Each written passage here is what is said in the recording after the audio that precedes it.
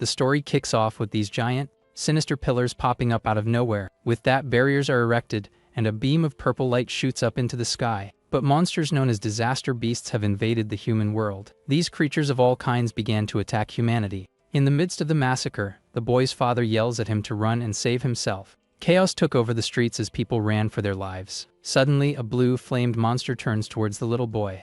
The creature then launches a fire attack in his and his mother's direction. She sacrifices herself to protect him, and with her last words, tells him to run. After that, our protagonist, Itsuki, wakes up from this nightmare to someone calling his name. A pink-haired girl asks what happened, but he just says it was nothing. She keeps looking at him, a bit suspicious, and asks if he's sure. Then she notices a tear on his face and asks why he's crying. A friend comes over to help and points to a teacher in a seriously weird outfit. The master begins a speech about the Awakened and a war from 10 years ago. His classmate questions why Itsuki doesn't know Commander Mendo Izumi. Right after, he explains that this commander was the very first Awakened of all. On top of that, he's the strongest and trained one of humanity's most famous heroes. The teacher reveals that normal people can awaken just by touching a monolith. From there, he says that everyone present will become awakened to fight in the war. Faced with the situation, a giant monolith begins to rise from the arena floor. The students go wild with excitement at the chance to finally awaken. The protagonist's friend nudges him excitedly, and Itsuki says the time has finally come. As the line forms, his classmate pulls him along so they don't get left behind. The pink-haired girl observes the grim expression on our hero's face. His eyes glow red as he says that the day has finally arrived. One by one, the students touch the monolith, but nothing happens to the first one. The other students get discouraged since the guy was an elite athlete. The line continues, and more students try their luck, but no one manages to awaken. Everyone starts to worry, thinking no one from their school will make the cut. The guard then calls the next in line, a guy named Hikaru Ushi. At this, the students get tense because the guy is a bully, and if he awakens, it's gonna spell trouble. Upon touching the monolith, a huge amount of blue lightning envelopes his body. A screen reveals his elementalist stats with a total of 12 points. The commander's assistant comments that his stats should be 5, but they're 12. Hikaru brags to the commander, thinking he's the first awakened of the day. Just then, someone pulls him by the shoulder to get him away from the monolith. The bully turns around furious and yells, telling him to get his hands off and asking if he wants to get wrecked. The crowd recognizes Itsuki cutting the line and already thinks he's a goner. The blue-haired woman feels the intense emotion coming from our protagonist. Itsuki touches the stone and thinks about how he'll never forget his hatred for the beasts. The commander notices that the boy's determination is different from the others. Right after, a giant blue entity appears behind our hero. An absurd amount of energy starts pouring out of the monolith, completely surrounding the young man. This same energy impressively expands throughout the entire arena. The other students are shocked by the flower of energy that spans hundreds of feet. His friends don't waste any time and start cheering and celebrating for him. The assistant reveals that this phenomenon only occurs with the rarest class, the Order Breaker. Faced with the situation, the bully Hikaru looks less than thrilled. Our protagonist then goes to a place in his mind and wonders if he has awakened. He sees himself sitting in the middle of a glowing blue lotus flower made of energy.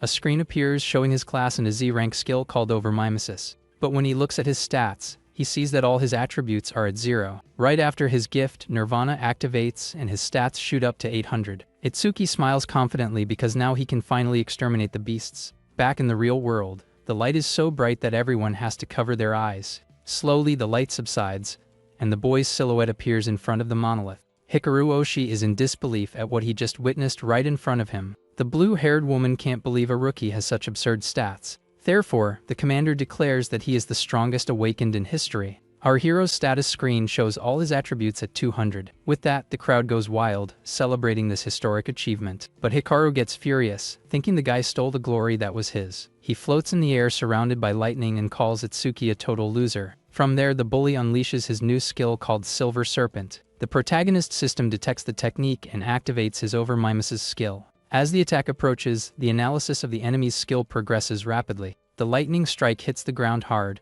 but our hero is no longer there. Everyone wonders where he went, as he vanished in the blink of an eye. Right after, Itsuki appears behind Hikaru and grabs him by the head. He then whispers that the bully is lucky he's human, or he'd already be pushing up daisies. Our protagonist steps away as the boy falls to the ground, powerless. Itsuki notes that the analysis speed was high because it was a C-rank skill. The analysis reaches 100%, and he acquires the Thunder Wave skill. His friends see him glow again, and one of them jokes that it's a good thing he wore glasses. Our protagonist understands that he always goes to this place at the end of an analysis. The The screen shows the details of his new skill and his stats, which have increased by another 10 points. Back in reality, Itsuki stares down at the bully, who is trembling on the ground. Hikaru is terrified and doesn't understand how the guy copied his skill. The other students comment that his lightning is way stronger. The protagonist can't believe his stats went up again. His total points now reach 840. Suddenly, the sky turns dark and a heavy rain begins to fall. Soon after, the students notice something coming towards them. It's a giant dark monolith falling right on top of the school. With that, the commander cancels the ceremony and tells the students to evacuate. He's sure that he's the target of this attack. His blue-haired assistant says they should run too, as fighting isn't their specialty. But the commander says that if they flee, everyone will panic. He then points to Itsuki, who hasn't moved, and praises him for his courage. While everyone runs in the opposite direction, our hero faces the monolith alone. The blue-haired woman wonders why he isn't running. The giant pillar crashes into the arena floor, kicking up a lot of dust. His friends scream for him to get out of there, because a disaster beast is coming. But Itsuki says with hatred that he will exterminate them all. Riku and the girl warn him that he's going to get himself wiped out since he's a rookie awakened. Our hero looks at his friend and asks her to trust him, making her blush. Riku pulls the girl away, yelling not to blame them if he kicks the bucket. Itsuki smiles menacingly as this is his first enemy as an awakened. Luckily for him, it's the same type of creature that finished off his parents. The screen reveals the skeleton soldier's stats, which total 295 points. With that, our protagonist prepares to test the skill he just learned. He charges head-on towards the monster, and the two collide with great force. Soon after, he shouts with determination that he won't let anyone else perish in front of him ever again. His lightning-covered fist lands a direct hit on the skeletal creature's chest. The impact is so strong that the skeleton soldier is sent flying, shattering into pieces. The assistant and her colleague are shocked that Itsuki sent the creature flying with a single blow, but the commander explains that despite the boy's strength, the skeleton has two pesky skills. One of them is bonefire, which burns the body of anyone who touches it to ashes. His friends scream in despair as they see our protagonist engulfed in blue flames. Meanwhile, the bully Hikaru laughs like a madman, thinking he's about to turn to ash. But inside the fire, the overmimesis skill activates to analyze the enemy's ability. The blue-haired woman says that even a level 10 awakened would be done for with a hit like that. The commander laments that a genius like him might fall before he can grow, while our protagonist feels his body burning. In his mind, he relives the moment he saw his mother consumed by the same blue flames to save him. But Commander Mendo Izumi believes that Itsuki hasn't shown his full power yet, and that he has an ace up his sleeve. The skill analysis finally reaches 100%, and the young man says the skeleton is now finished. His friend despairs, thinking he was foolish to have hope, but suddenly the blue lotus flower appears again. Faced with the situation, our protagonist re-emerges from the flames, wondering what skill he'll learn this time. The system screen reveals the new skill Black Ice Wall, and all his stats have been healed and increased. Right after, he's transported to that mental space inside the large, glowing blue lotus flower. Floating there, he feels completely recovered and his power renewed for the battle that awaits. From there, his friends go nuts, celebrating because they can't believe he's alive and completely healed. The commander's assistant is shocked and wonders if he has a healing skill since his class is a mystery. She gets curious about the limits of this recovery and wonders if he could heal from even more severe injuries. Back in the arena, the skeleton soldier roars furiously, not understanding why its fire attack didn't work. At that moment, Itsuki reveals his new ability, covering his body with black ice armor and facing the flames. With that, the blue fire that once burned him now engulfs him without causing any damage, showcasing his new power. With this, his new ice armor combines with the lightning he copied earlier, making him much stronger. From there, he transforms the ice into a kind of dragon and charges full speed towards the skeleton soldier. Soon after, he creates a giant sword of ice and thunder to finally finish off the creature once and for all. The blow hits the skeleton square on, shattering it into pieces instantly without giving it a chance to react. His classmates are shocked at his speed, which looks more like teleportation because it was so fast. Even the assistant and the teacher are left speechless, wondering if our hero is really a rookie. His armor dissipates as they comment on his skill, which is versatile enough for both offense and defense. Right after, his friend Riku calls out to him to see if he's okay after all the chaos. Riku hugs him, relieved that he won, and our protagonist asks where Sayo is since he doesn't see her around. His classmate says she was right there, almost crying with worry, but suddenly disappeared, and he doesn't know where she went. Our hero looks at the crowd and wonders if the girl got mad at him for taking such a big risk in the fight. The blue-haired woman can't believe he defeated such a strong monster, and the commander tells her to clean up the mess. Riku says she probably went to touch the monolith, afraid of being left behind, and that there's no reason to worry. Suddenly, a mysterious voice calls Itsuki's name from behind, catching him by surprise. As he turns around, our protagonist comes face to face with Commander Mendo Izumi, who is staring at him with a serious expression. The other students watch from a distance and speculate whether the commander will train him, but they think it's impossible. Riku gets awkward with the tension in the air and says he's gonna look for Sayo to get out of there as fast as possible. With that, the commander approaches our protagonist and says with a serious voice that he is quite special. Itsuki is a bit confused by the compliment and wonders what he means by the word special. Mendo Izumi explains that he can sense the young man's heart is completely filled with rage and hatred. From there, he says he wants to know the reason behind all this dark feeling the boy carries. Our hero then reveals that it all started 10 years ago when his parents were taken out by a disaster beast. A painful memory surfaces, showing his younger self crying in fear during that terrible attack. He says he almost bought the farm too, but an awakened appeared to save him right before his eyes. In her final moments, his mother told him to move forward and walk his own path alone. The little boy could only scream for his mother, completely desperate and not knowing what to do in that situation. He blamed himself for their passing, but soon that feeling of guilt transformed into an uncontrollable fury. At that moment, he saw the creature that was the root of all evil right in front of him and felt a deep hatred.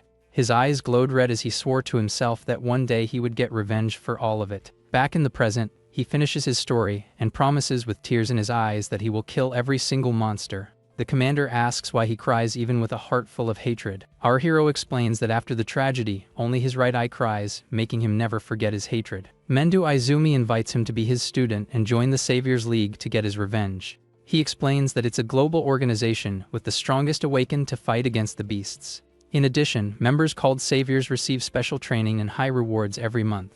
But he warns that this treatment isn't free, as the Saviors fight on the front lines to protect everyone. Our protagonist says he doesn't care about the rewards or resources, because what matters most to him is something else.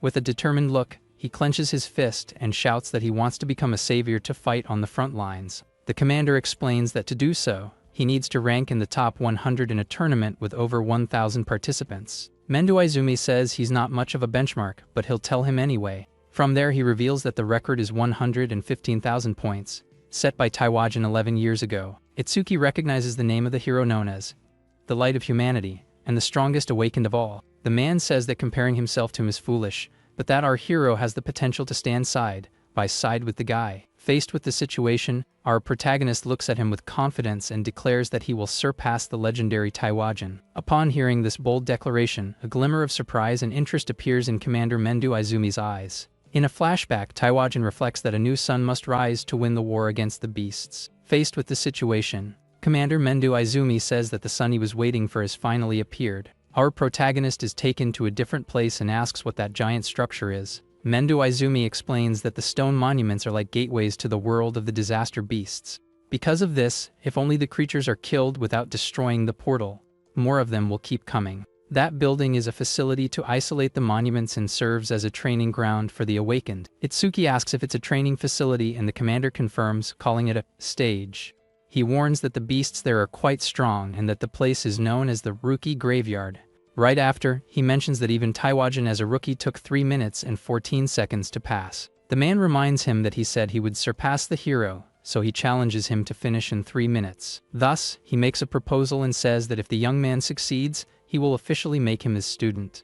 As they enter the building, people recognize the commander and wonder who the rookie with him is. Our protagonist is a bit surprised by everyone's reaction and wonders if the guy is that famous. A screen shows that the level of the beasts there is 10, and Itsuki wonders how strong that really is. A crowd forms and starts speculating about the young man, with some thinking he's just a pretty face. Our protagonist goes to the reception desk and says he wants to enter the stage, and the woman asks how many people. With a confident look, he replies that he's going in alone, which leaves the receptionist quite surprised. The scene shows the young man standing there all by himself while others watch the situation from afar.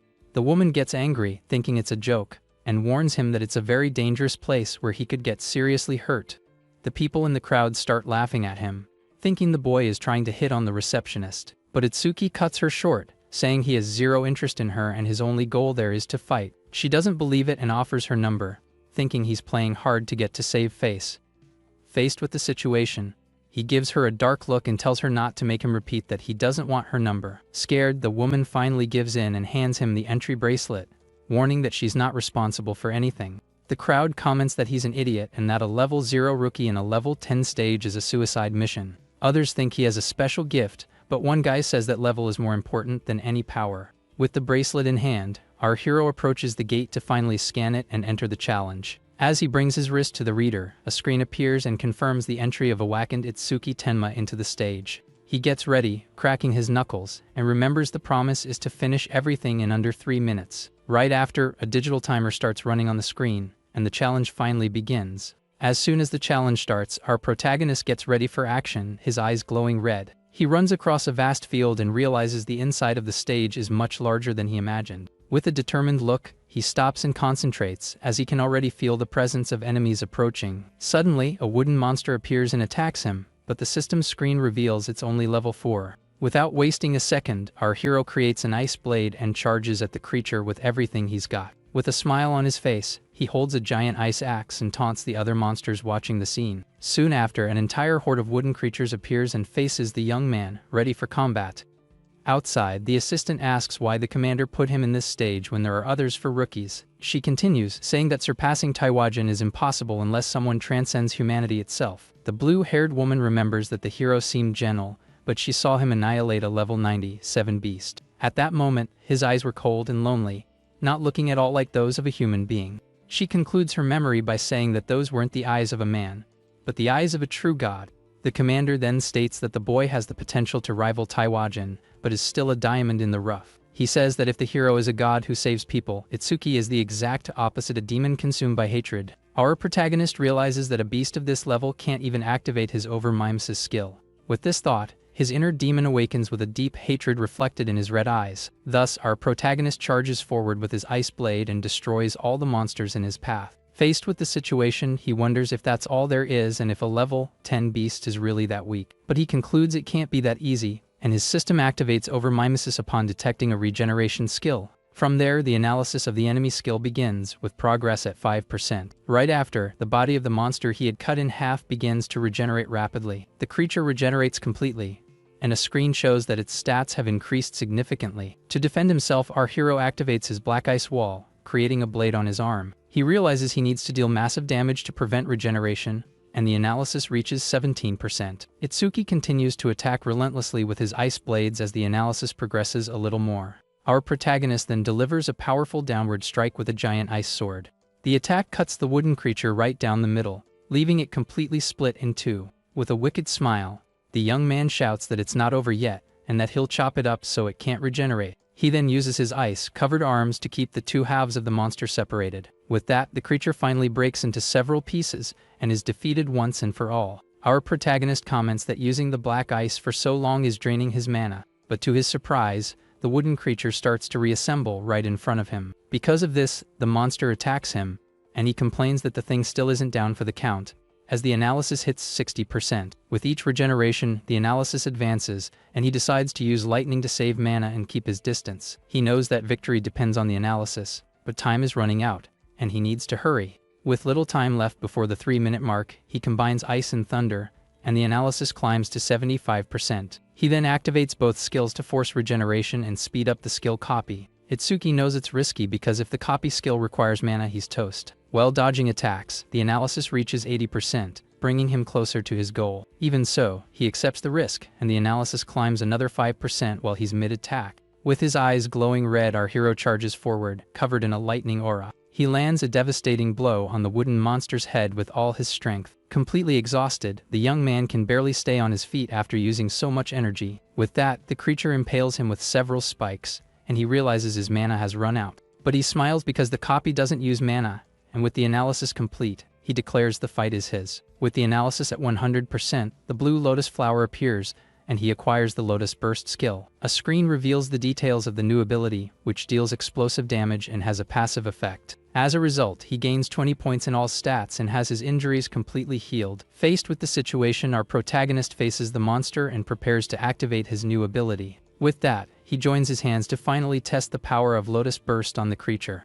A gigantic explosion in the shape of a fiery lotus flower hits the wooden monster head-on. The impact is so strong that it destroys everything around in a massive wave of flames and destruction. Our hero is satisfied with the result and says the new skill isn't half bad. He's surprised that the copy skill also restored his mana and that clearing out monsters will be easier. Amidst the smoke, he wonders what that is when he sees a glowing green crystal on the ground. Outside, the receptionist is panicking because he's been in there for almost 3 minutes and wants to call for rescue. The assistant thinks it's impossible for him to win in minutes, even though she knows he wouldn't lose to the creature. Suddenly, the screen turns green and shows that a new record has been set, leaving everyone shocked. The blue-haired woman can't believe what she's seeing and wonders how he managed to complete the challenge. The panel confirms his success in 2 minutes and 14 seconds, and she shouts that it hasn't even been 3 minutes. Right after, Itsuki exits the portal and collapses on the ground exhausted, but the screen confirms his new record. The crowd goes wild because he was a minute faster than Taiwajin, despite being just a level 0 rookie. Our protagonist gets up and asks the commander if this means he'll officially become his student. With a confident smile, he looks at the man and calls him Master for the first time. Mendo Izumi praises him and accepts him as his pupil, and his assistant notes that he hasn't been this happy in a long time. The crowd is shocked to learn he's the commander's student, but some still doubt his potential. Seeing this, the receptionist approaches embarrassed with a gift and apologizes for being rude. Itsuki accepts the box and says it's no problem since she was just worried about a stranger. From there, he thanks her for her concern, leaving her completely red-faced and flustered. The blue-haired woman calls him to leave, seeming a bit annoyed with the situation. She then warns him not to get a big head just for being her father's student, and the commander suggests raising the level. The man says the current stage is too easy and that our hero can already try an advanced one. As they walk out, the commander explains that level isn't the most important factor in a beast's strength. From there, he reveals that the decisive factor is the creature's species, as some act purely on instinct. But there are species with intelligence equal to or greater than humans, and they are much more dangerous. The blue-haired woman explains that awakened and beasts are similar, but only humans possess classes. Because of this, she says his next destination will be the advanced stages of District 4. With a furious look, our protagonist wonders if the beasts he killed felt any pain. Faced with the situation, the assistant gets scared by his dark aura and wonders what he's thinking. Some people comment that the stages in District 4 are controlled by someone named Reiji Kinoshita. One of the guys gets spooked and tells his friend to shut up, because if someone hears them, they could get in trouble. Meanwhile, we see Reiji Kinoshita, the son of the North District's chief, in a very arrogant scene. A guard asks when he's leaving, but the young man says the place is his and he'll leave when he wants. With a snobbish smile, he claims that waiting in lines is for common folk, not for him. Back to our hero, he opens the receptionist's gift and finds a glowing white stone inside. Later, he's sitting with the commander and the assistant and says he recognizes that stone. Mendo Izumi asks if he's seen a karma stone before, and the young man holds the item. Itsuki remembers the large green crystal the beast left behind and says there's a small difference. He compares the white stone he received with the green one he saw before and notes that the color is different. The assistant is shocked to learn he found an intermediate karma stone in a rookie stage. The blue-haired woman remembers he's a rookie and explains that karma stones are experience stones. So, when a beast is defeated, it releases an energy that the victor absorbs to level up. Thus, the stone is basically a crystal that stores all that energy to be used later. But she finds it very strange that one of those formed naturally in such a simple stage. Commander Mendo Izumi then says it was probably because of our protagonist's gift. Both the young man and the assistant are confused, not understanding what he means by gift. The man explains that normally he would absorb the experience, but the boy didn't level up. From there, he theorizes that the energy from the first monster was absorbed by everyone who was there. In other words, he and the blue-haired woman ended up unintentionally stealing the young man's experience. But since there was no one else in the stage, the energy solidified and became the karma stone. The assistant then asks how his stats increase if he can't level up normally. The commander cuts her off immediately, saying that an awaken's gift is confidential. He tells Itsuki to do whatever he wants with the stone and informs him that he'll be away at a conference for a while. Before leaving, he gives him 4 rules: keep the secret, don't talk about his gift, and clear 6 stages. Our protagonist agrees with a confident smile and says he'll follow all of his master's orders. In District 4, 2 awakened are arguing with some security guards. They're complaining that the stage was reserved by the Kinoshita family. One of them gets angry, saying that having money doesn't give them the right to do whatever they want. The guy insists on going in since the rich kid hasn't even arrived. With that, he threatens to report everything to the Awakened Guild. But a dark figure with red eyes appears behind them. Right after, one of the guys tries to attack, but a brute hits him with a punch. The blow sends the other young man flying. The muscular man charges forward with his fist at high speed towards the Awakened. From there, his punch clashes with the young man's earth attack, The guy's blow is completely destroyed on impact. The awakened is shocked because his B rank skill didn't work. He can't believe his attack didn't even tickle him. The brute reveals a metallic face with glowing red eyes. He says with a smile that it didn't even tickle. The other guy is terrified and wonders if he's a monster. After all, his technique could pierce through anything. Thus, Takeru grabs him by the collar with a frightening expression. The young man is completely frozen in the face of danger. Without any mercy, the muscular man attacks the young awakened in front of him. The boy doesn't stand a chance of defending himself. The crowd recognizes the attacker as Takeru Oga, one of Riji's pillars. He's a level 12 metal elementalist. Takeru holds both guys and warns that no one enters without permission. He threatens that anyone who resists will meet the same fate. He throws one to the ground and holds the other by the neck to make the message clear. The brute says not to even think about helping the two. One of the men in suits tells Takeru not to overdo it, cause people are watching. He warns that the master might get mad at him. Takeru simply ignores the warning and throws the young man to the ground with disdain. He doesn't seem to care about the consequences. Suddenly, our protagonist and the blue-haired woman appear to help the injured guy, who points at the attacker. The crowd comments that the young man is level 0 and that he's done for by helping. Another says the woman next to him looks familiar. With that, Takeru shouts furiously that no one passes without permission and tells him to get lost if he doesn't want to end up like the others. Our hero understands he needs to defeat him to enter. Meanwhile, the blue-haired woman says she'll call the administrator. But Itsuki stops her and says there's no need. He remembers his master's words to fight for what he believes in with all his strength. From there, he asks the assistant to take care of the injured while he deals with the brute. The system shows our protagonist's stats. Takeru scoffs at him, wondering why a level 0 dares to challenge him. But Takeru feels a strange pressure coming from the young man. His stats are revealed, showing a total of 605 points. Even with the level advantage, the brute gets tense and doesn't understand what's happening. He focuses his gaze on the boy, trying to understand where all that confidence and hidden power comes from. In the reflection of his eye, he sees our protagonist charging towards him at an absurd speed. Without a chance to react, Itsuki lands a devastating punch right on Takeru's metallic face. The crowd is shocked by the young man's speed. One of them says that even at level 8, he couldn't keep up. The impact of the blow is so strong that it starts to crack the metal defense of Takeru's face. Takeru holds his metal face and praises the young man's speed. He notices the crack that our hero's punch caused, but he says it lacks power and counters with a powerful kick. The blow sends our protagonist flying. With that, Itsuki realizes he needs to use his Thunder Wave. That way he can increase his agility and attack a stronger enemy. His status screen shows his attributes, and the Over-Mimesis skill is activated.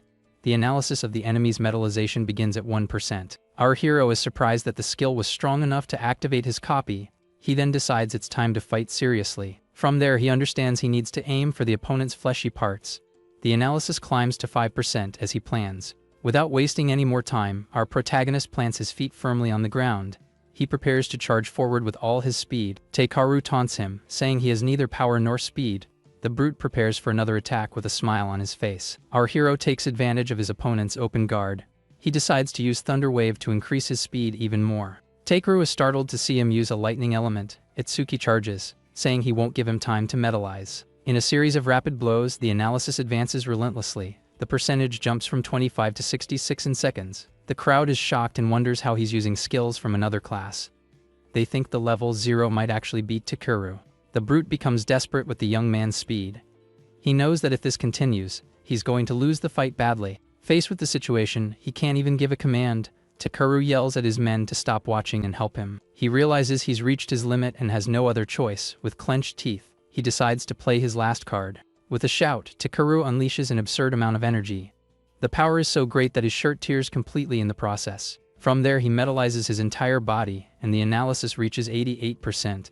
He thanks our hero for cornering him. The brute explains that his metal parts get a defense bonus. With that, his total defense surpasses 500 points. He says he was planning to cut the young man in half, but out of gratitude, he promises to give him a quick and painless end. The crowd can't believe it, as that's a very high defense. They thought the level 0 boy had already won the fight. Our protagonist theorizes that the transformation consumes a lot of mana. Therefore, his mana can't be that high with so much defense. Takeru laughs at the theory, but inside he's quite surprised. He wonders how a level 0 can have such good intuition. Itsuki says he won't try to exhaust his mana because he's going to end it all right now. Soon after, the analysis finally reaches 100%. The blue-haired woman sees the lotus flower appearing again. She realizes our protagonist is getting stronger. The people in the crowd don't understand the skill. They think it's not an attack and wonder how he'll win with it. The analysis finishes, and he acquires the piercing sphere. The problem is that its speed is only 1 meter per second. With a determined look, our hero vows to crush that defense. He will destroy his opponent's greatest pride. With the new skill, his stats increase by another 10 points, his injuries are healed, and he appears inside the blue lotus flower. He challenges Takeru to try and dodge his new attack. With that, he activates the piercing sphere with a confident smile. The crowd can't believe a level 0 broke the defense of a level 12. They think there's something very strange in his eyes. A small sphere of dark purple energy appears in front of our hero. It glows intensely with a mysterious power. From there, the sphere begins to flow towards the crowd. The attack moves very slowly and predictably. The people in the crowd laugh at the skill, finding it all very disappointing. One of them comments that it's just a little ball. With that, Takeru also scoffs at him and tells him not to make him laugh. He can't believe such a weak attack could stop him. He looks at the sphere with a mocking smile on his face. The brute wonders if this is the young man's big trump card. He then warns that the boy will meet a pathetic end. But the sphere hits him square in the chest, catching him by surprise. Suddenly, Takeru's expression changes to one of shock and pain. He doesn't understand how it managed to pierce his defense. The small sphere passes through his metal body as if it were nothing. The attack completely pierces his absolute defense. Itsuki says he only spared his right arm because he's human. If he were a beast, he would have gone straight for the enemy's neck. Right after, he turns to the henchmen in suits. With a cold look, he tells them to take the injured guy to a hospital. He then shouts angrily, telling them all to get out of his sight. His patience with the situation has run out. Scared, the men in suits pick up their fallen boss from the ground. They hurry to get out of there as fast as possible. The blue-haired woman and the crowd celebrate the unexpected victory. They can't believe our protagonist actually managed it. The two guys he saved call him over to form a group. They say the three of them together can clear the stage in no time. One of them gets excited and says they have a healer on the team. With that, they can recover mana and use the sphere multiple times. Our protagonist thinks it's perfect that the monster's defense is high. That way, he can increase the speed of his new sphere. Faced with the situation, the two young men pressure him to join the group. They anxiously await the boy's response. But with a serious look, he refuses the offer immediately. Itsuki states with certainty that he will enter the challenge alone. The crowd is shocked by the young man's decision. They can't believe he's going into an advanced level 15 stage alone. The blue-haired woman warns him that he's pushing his luck.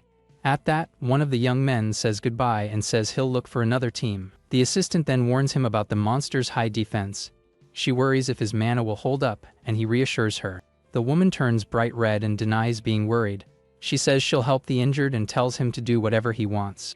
Before leaving, she warns him that the stone beasts travel in groups. She also tells him to be careful with his mana consumption. Our hero agrees and approaches the gate to enter. The system confirms the entry of awakened Itsuki Tenma. Upon entering the stage, he takes in the scenery before him. He realizes the number of enemies is much larger than he expected. The place is a rocky and desolate battlefield. Several stone creatures with glowing eyes stare at him from a distance. The system screen shows the stats of a stone statue. The creature has a total of 460 points and converts magic into defense. Our protagonist prepares to test his new ability. He wants to see if the monsters trigger the sphere's passive condition. With that, the piercing sphere is activated with an intense glow. The purple and blue energy concentrates in his hand for the attack. Soon after, he launches the orb towards the stone creature. The monster charges forward, completely unaware of the danger. The sphere hits the monster and opens a giant hole in its chest. The system confirms the defeat of the level 9 stone statue. With that, our hero confirms his theory, and the sphere's speed increases by 100%. He knew it would work. Right after, 3 more stone creatures appear and face him, ready to attack. They seem much angrier than the previous one. He then thinks that slow monsters are perfect targets for his new ability. He covers himself in lightning and gets ready. He defeats a few more enemies and sees that each shot costs 50 mana. With his current mana, he only has 2 shots left. Faced with the situation, he sees 2 monsters coming, and the boss hasn't appeared yet. He needs to conserve his attacks for the end. From there, he realizes he needs to defeat 2 at once with a single attack. He concentrates his energy for the perfect shot. He then launches the sphere at the ground to create a dust screen. The explosion kicks up a lot of rocks and distracts the monsters. Taking advantage of the distraction, he leaps into the air to catch the creatures by surprise.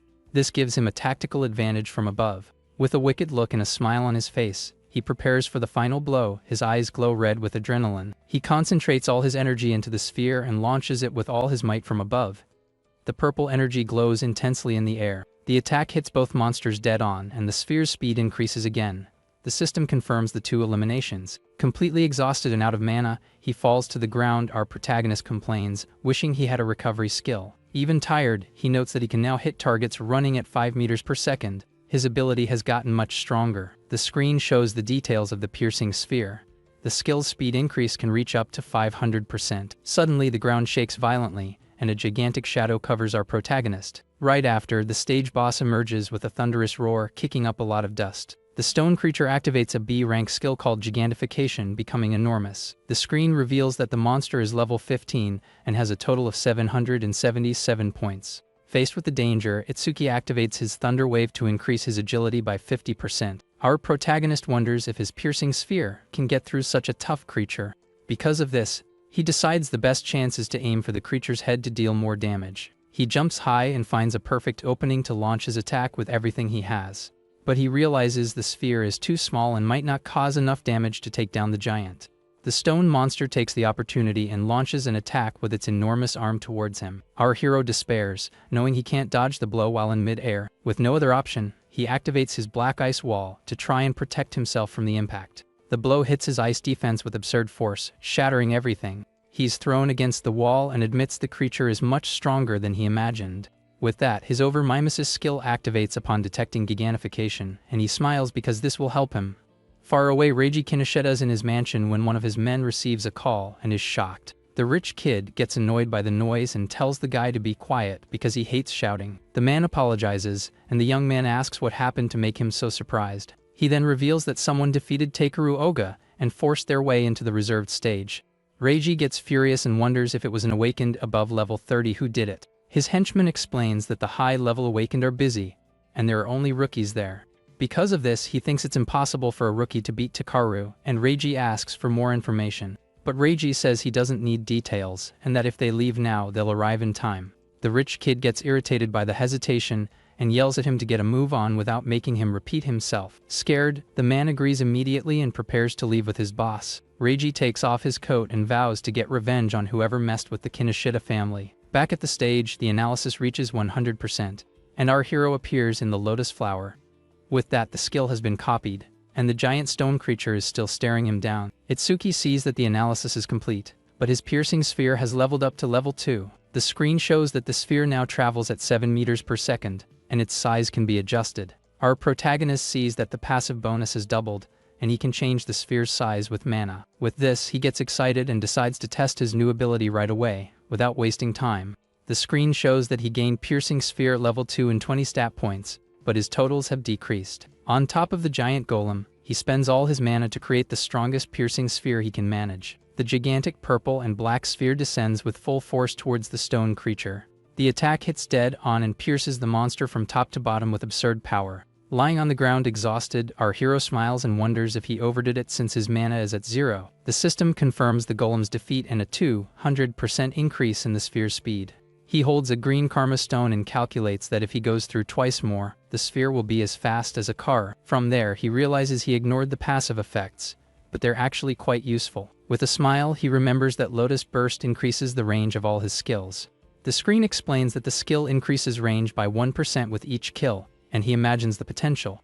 Outside, the panel shows that the challenge was completed in 3 minutes and 1 second. The crowd is in shock because a group of 5 takes 10 minutes, and he broke Taiwajan's record. When they see our hero coming out, they wonder why he's still level 0 and doesn't even look injured.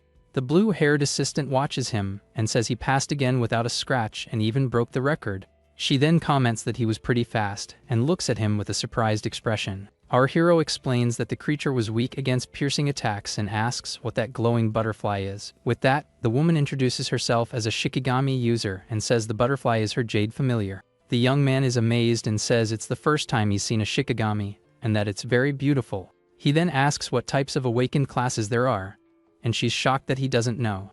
The assistant explains that there are 4 main categories and that he's already seen 3 of them. The first are elementalists, who manipulate one of the 7 elements, and are the most common and powerful. From there, she mentions his classmate as an example of an elementalist awakened. Besides him, the brute Takeru he faced earlier is also a metal elementalist. The second class is the Shikigami user who can summon a familiar that only obeys them. She reveals that the familiar has been with its master since birth, and its stats are shown. The blue-haired woman finishes her explanation and asks if our hero has any questions. Itsuki notes that her Shikigami is stronger than her and questions if she's really a senior.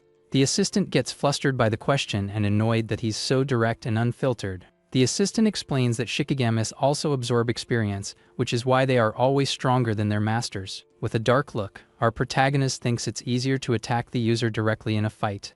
The blue-haired woman gets scared as she feels his dark aura leaking out again and wonders what's wrong with him. Our hero ignores her concern and asks what the next class is since she's only mentioned 2 so far. Faced with the situation, she reveals that the 3rd class is the most mysterious of all, with very little information available. Right after, she points out that this class is his, the Order Breaker, leaving the young man surprised. The reason for the mystery is that each one has different abilities, like our hero's blue lotus flower. From there, she gives examples like controlling body size, creating clones, or even stretching. She shows that normal skills range from C to S rank, but Order Breakers have exclusive Z rank skills. It's because of these unique skills that they are special, and that's why her father scolded her for asking about his. She then calls him an irregular existence because he used 3 different skills, and 2 were elementalist skills. Our protagonist thinks that since his master isn't around, it's fine for her to keep talking about him. He then asks about the last remaining class, but the blue-haired woman signals for silence. With a smile, she says this is punishment for him not telling her anything about himself. He accepts the punishment, and she informs him that the student he saved is fine and asks about his plans. Our protagonist says he's going to clear the stage again, but the woman warns him there's a 2-day cooldown. He's surprised by the waiting time and decides to focus on leveling up his other skill, Lotus Burst. With that, our hero asks if there's a stage with lots of monsters for him to train. The assistant smiles and says she knows the perfect place for what he wants to do. She warns him it will be difficult without an area of effect attack, but he smiles confidently at the idea. He confirms he's going in and realizes she doesn't know about his Lotus Burst. The place is the Locust Desert, and it has over 1,000 low-level monsters, but in large numbers. Faced with the situation, she insists it will be dangerous, but the young man reassures her and says he'll be fine. The crowd thinks he's crazy, and one of them remembers that Reiji Kinoshita will definitely show up. Meanwhile, the rich kid arrives at the stage and realizes his target is no longer there. His henchman confirms the target is gone, and that he cleared the place in just 30 minutes. Reiji gets furious because he can't believe the young man is making a fool of him like that. He then orders his men to contact a tracker to follow the mana trails. With great hatred, he shouts that he wants the guy alive, because he's going to make him taste hell on earth. Far away, an assassin is hiding and complains that he didn't know the rich kid had such a strong subordinate.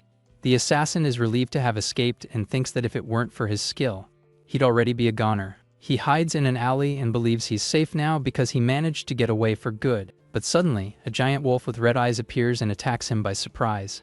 The creature bites him hard, giving the young man no chance to defend himself from the attack. From the top of a building, the tracker Charles watches the scene with his giant wolf. The assassin is terrified and doesn't understand how the guy managed to find him so quickly. With a smile, Charles explains that his familiar, named Mort, has a very keen sense of smell. He then reveals that his wolf can smell the scent of demise that the assassin exudes. Desperate, the man begs not to be taken out and starts crying in fear of the situation. But Charles says he can't, because Mr. Kinoshita would be mad at him if he spared him. With his eyes glowing red, he tells his wolf to enjoy the meal that's been served.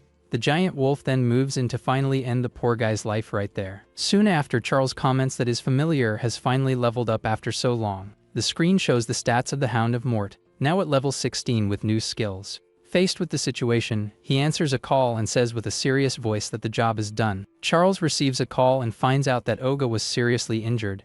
He wonders if they found the brute's weak spot. With a smile, he turns to his giant wolf and says that a new prey has appeared for them to hunt. Far away, our protagonist and the blue-haired woman arrive at a place called the Locust Desert. He looks at the wheat fields and wonders if there are really that many locusts around. The assistant explains that the beasts choose environments they like, and predicting that is a basic skill. She comments that the stage is so dangerous they're considering closing it, and our hero notices there's no receptionist.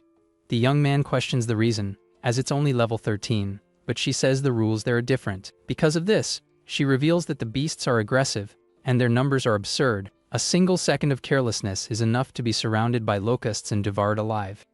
The scene shows a skull picked clean to the bone as proof of the danger that awaits him. But our hero smiles and says that's exactly what he wanted, and the woman wonders if he wants to check out. With a confident look, he states that he's not desperate enough to become insect food. The assistant watches him enter the portal and notes that despite everything, he seems quite confident. She thinks to herself that she warned him about everything, and if he ends up done for, it's not her fault. Suddenly, she remembers that the locusts spawn endlessly until the boss is defeated and decides to go warn him. The blue-haired woman prepares to enter the portal with a determined look.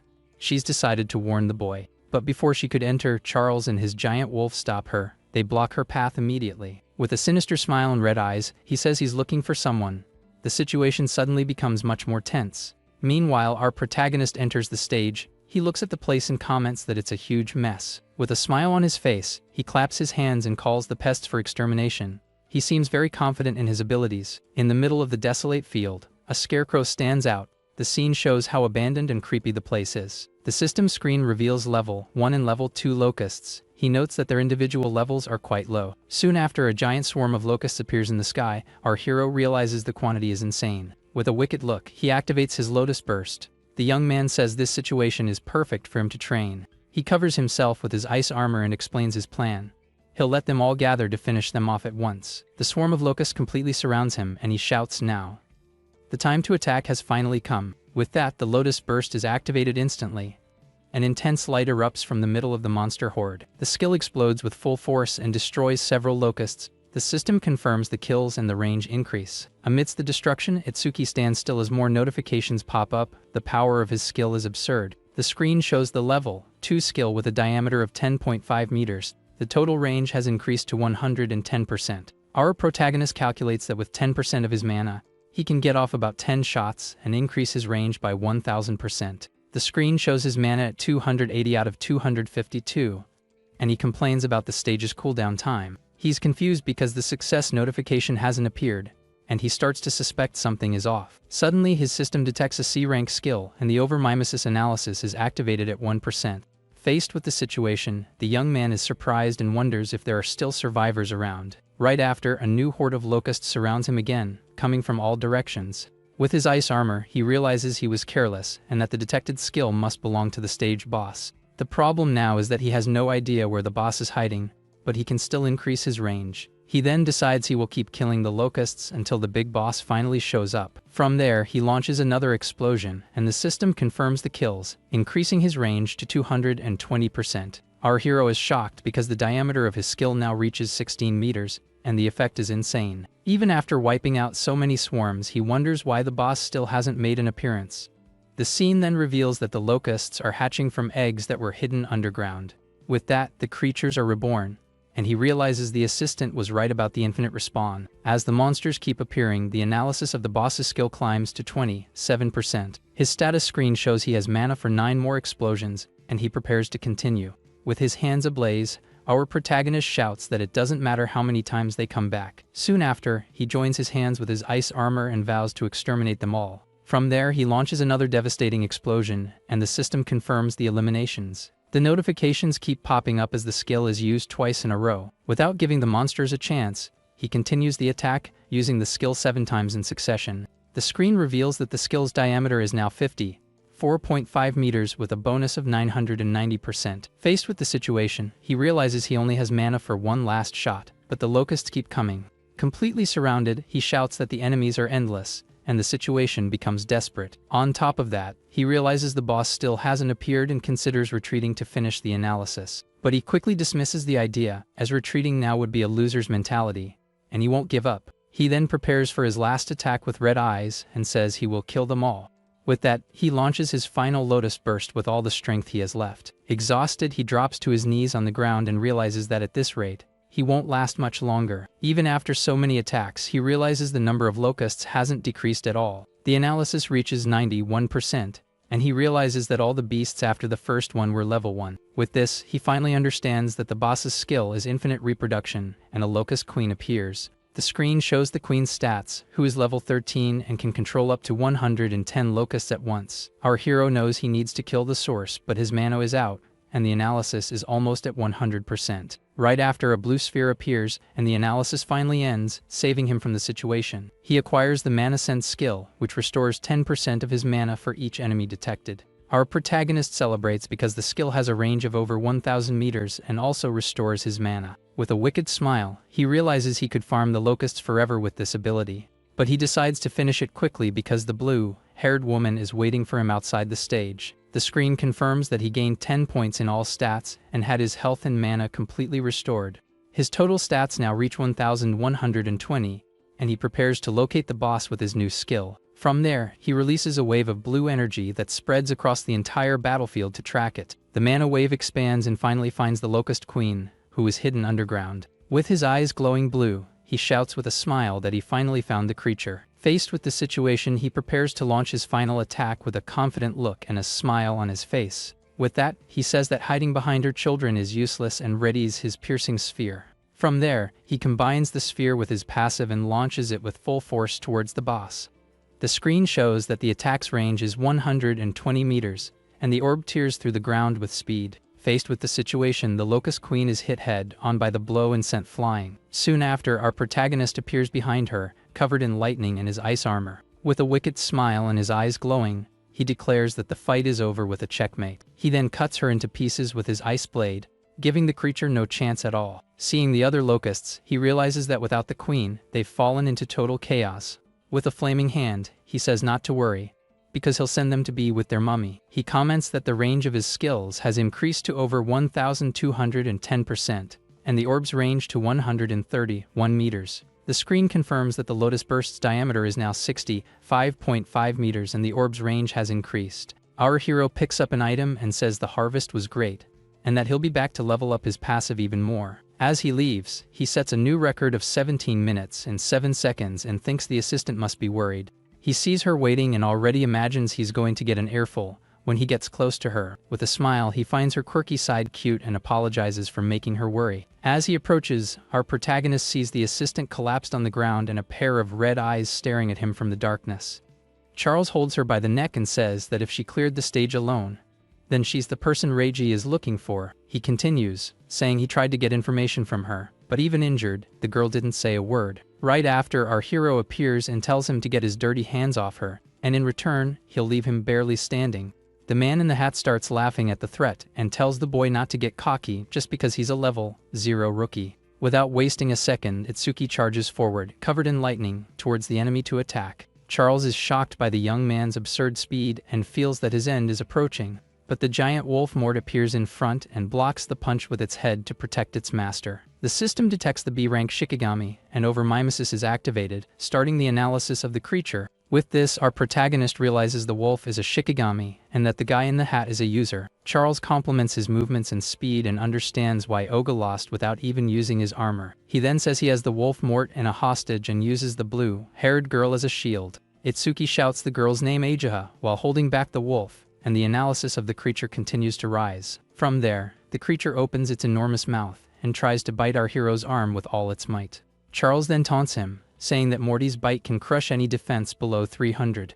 Charles's expression changes to pure shock as he can't believe what he's seeing, but our hero blocks the bite with his ice arm and prepares his piercing sphere. With that, the sphere explodes inside the wolf's mouth, sending it flying with the force of the impact. The young man says that without the Shikigami, the user is defenseless, and the analysis reaches 77%. Charles is shocked and wonders if the boy really knows that he's just a rookie. He explains that Mort has a respawn skill that drastically reduces its revival time. Faced with the situation, the giant wolf regenerates, and Charles yells for him to become dog food. With that, our protagonist activates his mana sense, and a wave of energy spreads across the area. He dodges the attack and says that keeping the skill active was the right call, and the analysis continues. Itsuki thinks the analysis is almost done, but if the Lotus appears, the enemy might get suspicious. Charles becomes desperate because the young man has more power, speed, and even a detection skill. He then threatens the assistant again and says that if he resists any longer, she's a goner. Our hero wants to finish the analysis without summoning the blue lotus flower, but the situation is complicated. The analysis finishes, and he acquires the Shikigami Eater skill, which allows him to control the creature. His stats increase by 20 points, but the healing fails because the copy activation was incomplete. Our protagonist realizes the healing effect is gone because he skipped the blue lotus, but he doesn't care since he's already recovered. The wolf Mort charges to attack again, and the young man realizes his new skill can steal Shikigami from others. Faced with the situation, he prepares to use the new ability and take control of the creature once and for all. With his eyes glowing red, he touches the wolf's head and shouts that he's taking this dog for himself. From there, a blue light envelopes the creature, and it begins to transform right in front of him. Taking advantage of the distraction, he lands a powerful kick on the guy in the hat, sending him flying. Charles gets furious with the wolf and shouts, calling the creature useless after all the experience he gave it. He then grabs the assistant more tightly and threatens to finish her off if the young man resists any longer. With her last bit of strength, Aja tells our protagonist not to worry about her and to keep fighting. Our hero then raises his hands in surrender and shouts for the enemy not to touch the girl. Charles smiles and says that if he had been obedient from the start, the woman wouldn't have suffered so much. The young man then asks why he's being attacked, as he doesn't remember picking a fight with him. The man introduces himself as Charles and reveals that he was sent by Reiji Kinoshita to capture him. Upon hearing the rich kid's name, our protagonist understands he needs to find him to have a chat. Charles threatens him and warns that the wolf Mort will tear off his legs if he uses his ice to defend himself. Charles then shouts for his wolf Mort to rip off both of our hero's legs at once. But Itsuki also gives an order and tells the creature to prove it's worthy of being his Shikigami. From there, the wolf Mort turns and bites its former master with a lotus symbol on its forehead. At that moment, our protagonist uses his speed to rescue Aja and holds her in his arms. The man in the hat screams in pain, not understanding why his own familiar is attacking him. Our hero then approaches his new Shikigami and praises it, calling it a good boy. With a furious look, he vows to make Charles pay 100 times over for the pain he caused. In a panic, the man in the hat offers to lure Reiji in exchange for his life to save himself. With his eyes glowing red, our protagonist says it's a good proposal with a dark look. Charles sees an opening and thinks he has a chance to counterattack and turn the tables. Soon after, he creates a giant ice spike and launches it, shouting for the young man to perish. But our hero retorts the insult with a calm look and tells him to perish too, unfazed. He says that taking out Reiji is his job and tells the wolf Mort to make Charles feel the same way Aja did. The man in the hat cries in fear and begs for one more chance to save himself from the situation. Without any mercy, the giant wolf charges towards its former master to end it all. Charles cries desperately and tries to remind the wolf Mort that he was its former master. But the creature doesn't care and opens its enormous mouth to devour him without any mercy. Meanwhile, our protagonist says someone has been watching him since he left the stage. With a serious look, he challenges the person to come out of hiding and show themselves.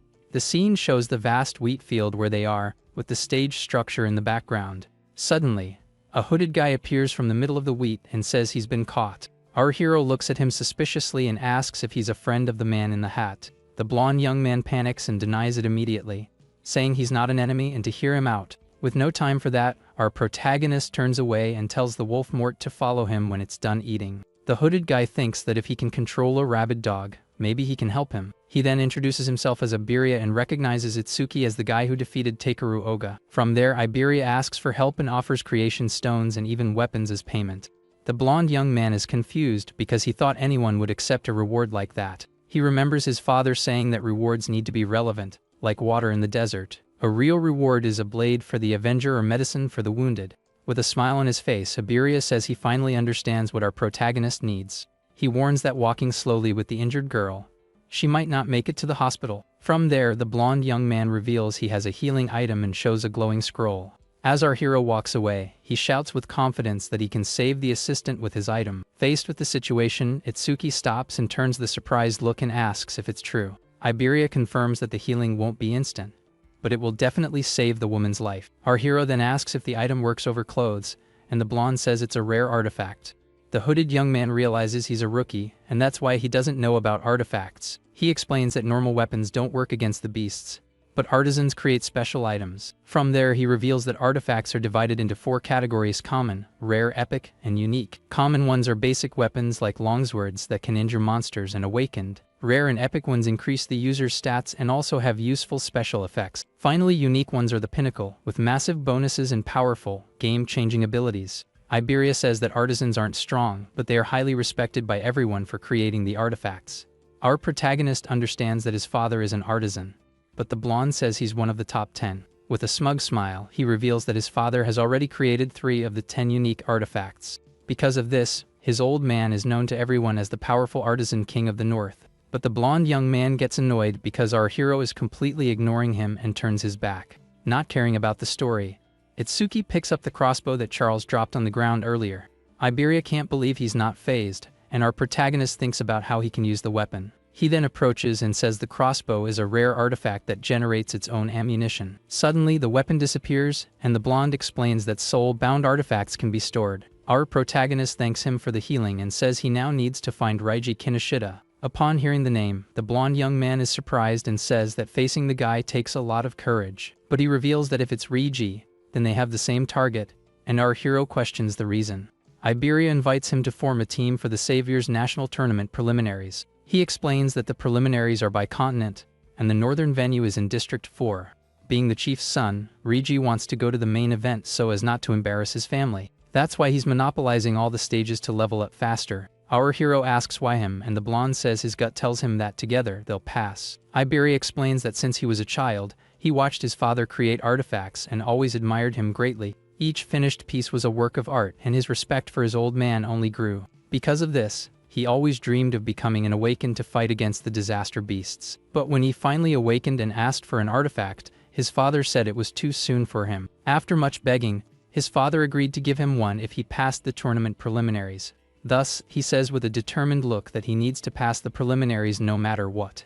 Our protagonist questions why he didn't team up with a high-level player since he has a famous father. The blonde young man reveals that his old man warned him to pass on his own merit and without using his name. Furthermore, his intelligence revealed that the strongest have already been bought by Reiji Kinoshita. But upon learning that someone beat Takeru and broke a record, he investigated and tracked him down. Itsuki agrees to the partnership but says he'll first take Agia to the hospital, and the blonde stops him. The blonde young man suggests names for the duo, and our protagonist thinks he talks more than Riku. As he thinks about his friends, he wonders if Riku and Sayo will also go to the preliminaries. Far away, Riku appears, preparing for the preliminaries with some heavy training. Sayo asks him if he's caught a cold, and the young man says maybe Itsuki is talking about him. Sayo wonders how long it's been since the attack and if our hero is okay since they haven't seen him. Riku calls her weird and asks why she didn't visit him if she was so worried, making her blush. With that, the girl gets furious and launches a water attack at her friend, who gets startled. He complains about the cheap shot, but she says it's his fault for leaving an opening in the middle of training. Suddenly, a muscular man appears and tells them both to stop messing around, because the preliminaries are starting. Meanwhile, Reiji Kinoshita observes 3 creation stones inside a silver briefcase. He wonders where his henchman is, as he's late, and thinks something unexpected must have happened. Angrily, the rich kid crushes one of the stones and calls it useless junk as he gains experience points. Reiji says to forget the guy and focus on the preliminaries because if he fails, his father will send him to solitary. Sayo gets excited to fight other awakened, and her water elementalist status is revealed. A henchman informs Reiji that they've secured the help of 887 awakened. The rich kid praises him and says he's the only reliable guy he has by his side at the moment. From there, he uses the last creation stone and finally manages to level up with the experience. With his body covered in lightning, his new level 12 and his stats are revealed for the battle. Far away, our protagonist appears with a blue aura and a determined look for whatever comes. In a hospital room, our protagonist apologizes to the commander for H's situation. Mendo Izumi asks what they should do and offers to get rid of the rich kid once and for all. But Itsuki stops him immediately and says with a serious look that he'll handle it himself. Faced with the situation, the commander agrees to the request and tells him to fill him in on the details later. Iberia is shocked to learn he's the young man's master and immediately wants to ask for an autograph. Our hero then announces he's going to the preliminaries with Iberia and asks how Ajahao is doing. The woman says she's fine thanks to her jade butterfly and the blonde young man's rare artifact. Mendo Izumi recognizes the item and deduces that Iberia is the son of the famous artisan Aiden. The blonde gets startled that the commander knows about his father, and decides he needs to act with dignity. With a smug smile, he fumbles his words and says he's Aiden's father instead of his son.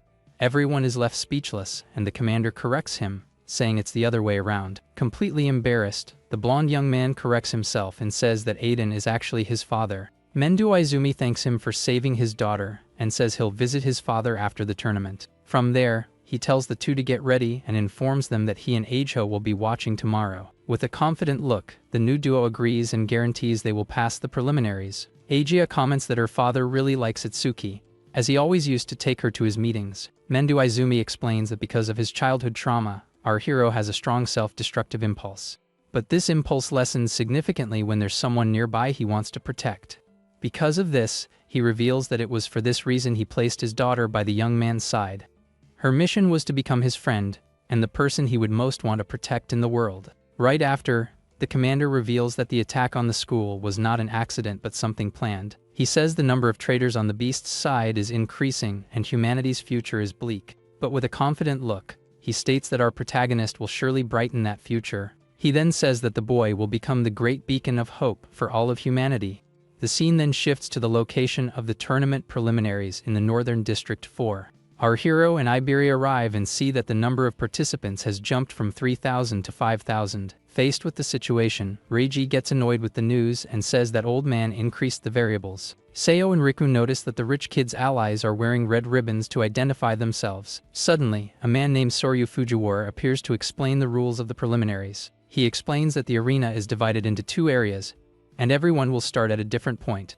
From there, the announcer explains that the first phase is a race to the inner area of the arena. As soon as someone arrives there, their rank is recorded, and only the top 500 advance to the next phase. The man says that each person can carry 2 tools, and Iberia gets our hero's attention. Riku notices the function of the bracelet, and Sayo comments that eliminating thousands right off the bat is brutal. Faced with the situation, Reiji Kinoshita appears with his henchmen and orders no one to run ahead of him. Iberia recognizes the guys he bought and already plans a surprise attack for when he lowers his guard. But our protagonist walks straight towards them, and the henchmen notice he doesn't have the red ribbon. With that, Iberia is completely shocked by his new partner's impulsive attitude. The announcer then gives the signal, and the first phase of the tournament finally begins with everyone running. Soryu comments that it's good to see so many young people wanting to join the alliance, but that numbers aren't everything. A man named Shu Haiten says that in the past, there were several participants above level 15. The announcer remembers that in his year, there were only 2 competitors, and Jin Taiwa was one of them. Shu then says it gets boring without a rookie like Taiwajin and hopes there's a genius in the crowd. The announcer comments that geniuses like that only appear once every 100 years, but Shu heard a rumor about a student. Commander Mendu Izumi, who was listening to the conversation, finally confirms that the rumor is true. Shu Haiten gets excited and asks if the student is there, as he must have extraordinary talent. With that, Soryu starts looking through the participants' data to see if he can find the genius. He sees Riku but dismisses him immediately because his gift is only grade 2 and quite mediocre. Soon after, he passes by Sayo but doesn't think it's her either, as she's a support type. From there, he finds a girl named Hana who has a level of 16, which is very abnormal for a rookie. Soryu thinks he's found the student, but Mendu Izumi doesn't seem to agree with his conclusion. Shu Haiten then asks if there are any level 0 participants and says there's always a curious one. Back in the arena, Reiji and his henchmen start laughing at our protagonist and call him a lost boy. Unfazed, our hero activates one of his artifacts and faces the rich kid with his eyes glowing. Reiji is surprised by the young man's attitude, and with a sinister smile, asks who the heck he is. Our protagonist stares him down with a cold look and says the rich kid was looking for him. The rich kid can't believe a level 0 piece of trash beat Oga and thinks someone sent him to provoke him. Furious, he orders his henchmen to grab the young man, and they say they'll make him regret it. Reiji covers himself in lightning and shouts that he has no time to waste on a small fry like our hero. From there, the rich kid's henchmen surround the two and prepare for the upcoming fight. One of the henchmen scoffs at them and says they can beg for their lives if they want to be spared. Iberia knows he can take down one, but it's impossible for our hero to fight against 4. Faced with the situation, he prepares to use one of his artifacts, but our hero stops him. The henchman in front scoffs, saying the first enemy they encounter is a level 0 piece of trash. Without wasting time, our protagonist faces him and, with a serious look, tells the guy to get out of his way. The henchman is shocked by the young man's audacity and can't believe what he just heard. Soon after, he starts laughing like a madman, and all his companions follow suit. The man who was defeated by Itsuki before likes his personality and says he'll save him if needed. The henchman in front then says, with a sinister smile, that he's going to crack his head open to see what's inside. But before he can do anything, our protagonist lands a devastating punch right in the middle of his face. With the enemy on the ground, our hero repeats with a cold look that he told him to get out of his way.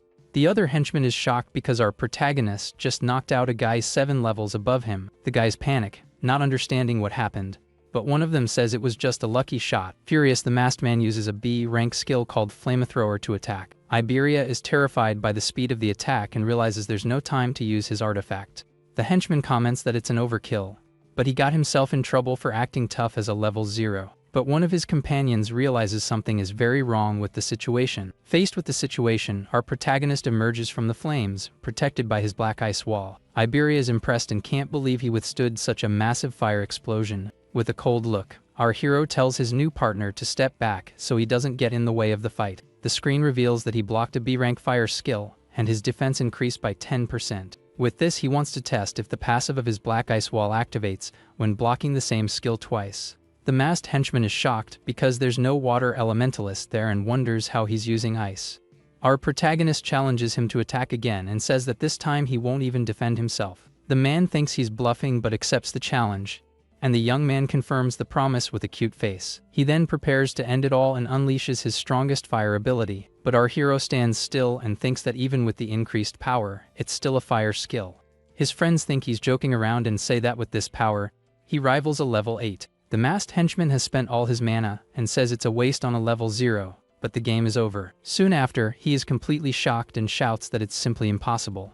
Our protagonist understands that the passive of his black ice wall doesn't stack with the same skill. With the test complete, he faces the other henchman and says it's time to end this foolishness. The brute thinks the ice skill is strong, but says he's already found the young man's weakness. From there, he unleashes his B-rank skill called Flame Barrage with everything he's got. But our hero questions if they want to win with numbers and activates his black ice wall. With that, a large fire explosion occurs as the fireballs clash with the defense. The henchman thinks a level 0's mana is nothing and plans to drain it to win the fight. Suddenly, the brute is shocked to see our hero right in front of him after the smoke clears. He closed the distance in an instant and noted that the passive only activated once with the fireballs. The henchman then says that if the young man's advantage is speed, his is brute force. Our protagonist then asks with a mocking look if he's even using any force. With that, he says he'll end the guy's suffering and throws him far away with a single blow. The screen reveals that his defense only increased by 3 points, and he understands the calculation is based on base defense. Seeing the other two, he realizes they are lightning elementalists and will use them to level up his skill. With a cold look, our hero asks if they really think they can escape him. The two henchmen launch their Silver Serpent skill, and one of them shouts that he'll take the young man with him. The screen shows that he absorbed both skills, and his agility increased by 10% in total. With both of them on the ground, our hero wonders who this guy is who defeats everyone so easily. He understands that the Thunder Wave's passive works the same as the Ice one and only increases once per target. Iberia observes the guys on the ground and comments that our protagonist knocked them all out. With a smile, he says he thought the fight would be tough and didn't imagine Itsuki was so strong. The first henchman asks who he is, because he's definitely not a level 0, and Iberia wants to know about the skill. Iberia approaches with a sinister smile and asks, "We?" leaving the young man confused by the question. With that, the blonde declares that together they are the Double I duo and will be the strongest in the north. Our hero ignores him and drags him away, saying they need to go after Kinoshita, and the blonde complains. The henchman, who is still conscious, is confused by the duo's name and thinks it's pretty lame. Far away, a guy with glasses notices the commotion and thinks the so-called level 0 must be done for by now. But he recognizes the beast that belonged to Charles and decides he'll need to investigate that later. He thinks that outside the Alliance, there aren't many people in the north capable of capturing Charles. Another participant overtakes someone and brags about his speed, unlike the brutes. Suddenly, the runner is hit by a purple lightning bolt and screams in pain from the surprise attack. Lying on the ground, he wonders who the heck hit him while he was running at full speed. The guy with glasses then steps on his head with a look of contempt and stares down at him. With his body covered in purple lightning, he says that's what you get for running in front of him. Soon after, he tells his group to save their energy and not let trash like him waste their time. Far away, a woman comments on the arrogance of the District 4 administrator's son, but since it's not against the rules, they can't do anything, and the rich kid brags about his stamina. With the others clearing the way, he thinks he can easily pass the second phase of the tournament. The scene then shifts to the crowd that has already arrived in the inner area and is waiting for the next challenge. Reiji Kinoshita arrives in the inner area and brags about how easy it was to get there first. Suddenly, a mysterious voice shouts his name, and a blue lightning bolt cuts through the sky towards him. The rich kid turns around, startled by the call, and is shocked by what he's seeing. His henchmen panic, and one of them recognizes the approaching level 0 rookie. In the rain, our protagonist and Iberia appear, and the henchman can't believe it's really him. Reiji is shocked, because he didn't expect the two of them alone could defeat his entire group. With a mocking smile, he says his men must have been bribed to let them pass. Iberia thinks he only made it there because of the young man, as he defeated all the enemies. The rich kid says he's busy and will leave someone to entertain them while he moves on. With a furious look, he orders his remaining henchmen to grab the two and finish them off. One of the men scoffs at our hero and says he'll teach him some manners the hard way. Iberia is terrified to see there are at least 100 enemies and doesn't know what to do. But our protagonist calms him down and asks with a serious look for him to just cover his ears. From there, he releases a lightning shockwave that hits all the surrounding henchmen. The rich kid just watches the scene with a disdainful look, not worried about his men. With the jump, the shockwave sends all the henchmen flying, clearing the path. Iberia is shocked by his new partner's power, and Reiji can't believe what he's seeing. Our hero then says it seems his last words weren't very clear to the rich kid. With a cold and determined look, he faces the enemy and vows that he won't let him go anywhere. Far away, Seo and Riku arrive and comment on the red, ribboned guys who blocked them. Riku is shocked because even though they're fast, he can't believe there are people faster than them. A man named Gaohuo comes in third place and complains about his ranking. A girl named Hanahanyu is in first place, and she's the level 16 rookie. Riku thinks our hero is alone and could be attacked by a group at any moment. Suddenly, Sayo notices someone flew into the inner area and is shocked by the scene. The system confirms that Iberia has arrived in the inner area and is ranked 6th. Lying on the ground, the blonde young man shouts our protagonist's name and tells him to hurry up. Riku and Sayo hear their friend's name and are surprised to recognize him in the middle of it all. With blue lightning surrounding him, our hero faces the crowd, and there's no doubt it's him. With a cold look, he repeats that he won't let the rich kid go anywhere until they settle things. The older man wonders why the rookie is so obsessed with Reiji Kinoshita. With that, Mendo Izumi asks Shoheitan to help his student if the situation gets too complicated. Shoheitan is impressed by the young man's speed and wonders if he could move like that in his youth. Faced with the situation, Reiji gets annoyed and tells our hero to prepare for what's coming. With a wicked smile, he says it's not a battle but an execution, with everyone against one. In other words, it's 100 versus 1 massacre, and the scene shows the crowd staring him down. Our protagonist is focused because, for him, passing the preliminaries is secondary. His priority is avenging Eicha. Faced with the situation, Reiji goes crazy with rage and shouts for all his henchmen to finish the young man off at once. With that, the crowd of henchmen charges at once towards our hero, who is completely alone. One of the masked guys shouts that our protagonist's head is his and launches a full power fire punch. But Itsuki stops the blow with one hand, leaving the enemy completely shocked by the scene. Without wasting time, he retaliates with a powerful punch right in the middle of the masked man's face, who doesn't even have time to react. The impact is so strong that the henchman is sent flying by the absurd force of the blow he received. The other henchmen are in shock, and one of them says not to panic because they have the numbers on their side. Our hero faces them and tells them to bring it on, as the screen shows his defense has increased by 10%. He says it's time to end this foolishness and activates his Lotus Burst with all his might. From there, a gigantic fire explosion spreads throughout the arena, hitting all the enemies around. Iberia, Riku, and Sayo watch in shock, and the blonde wonders if that's Atsuki's ability. Elsewhere, a muscular guy and a cat girl comment on the absurd explosion that just happened. The green-haired girl also observes the scene with her sword and a thoughtful look on the situation. The announcer is shocked by the power and wonders how he can use skills outside his class. Eijiha and Shoheitan watch from afar, and she finally understands where his confidence in the stage came from. Amidst the dust, our protagonist thinks he only used 30% of his power because they are human. The scene reveals all the rich kid's henchmen lying on the ground while the young man stands in the middle of the chaos.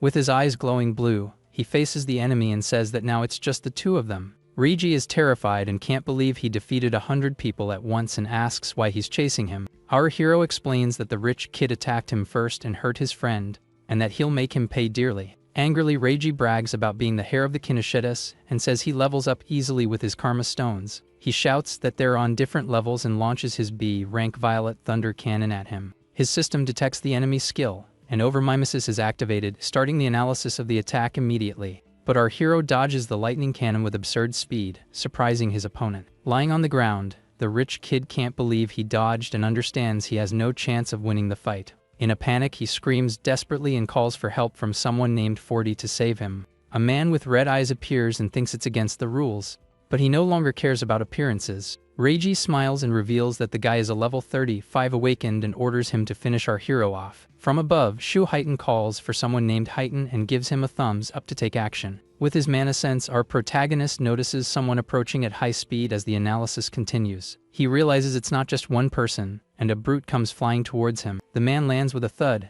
kicking up a cloud of dust, but our hero isn't fazed by his arrival. With a calm look, he just watches the situation unfold in front of him without showing any fear. Shoheitan appears and takes down the so-called 40 with a single blow, telling the young man to continue what he started. With purple lightning around him, Our hero turns to the rich kid and says his life has just been cut short. Desperate, Reiji tries to use his family's name to threaten our protagonist and try to save himself. But the young man doesn't care and attacks without mercy, making the rich kid scream in pain and fall to the ground. Looking at the fallen body, he says with a cold look that it was for everything he did to Eijiha. From afar, the blue-haired woman watches the scene and blushes completely at the young man's actions.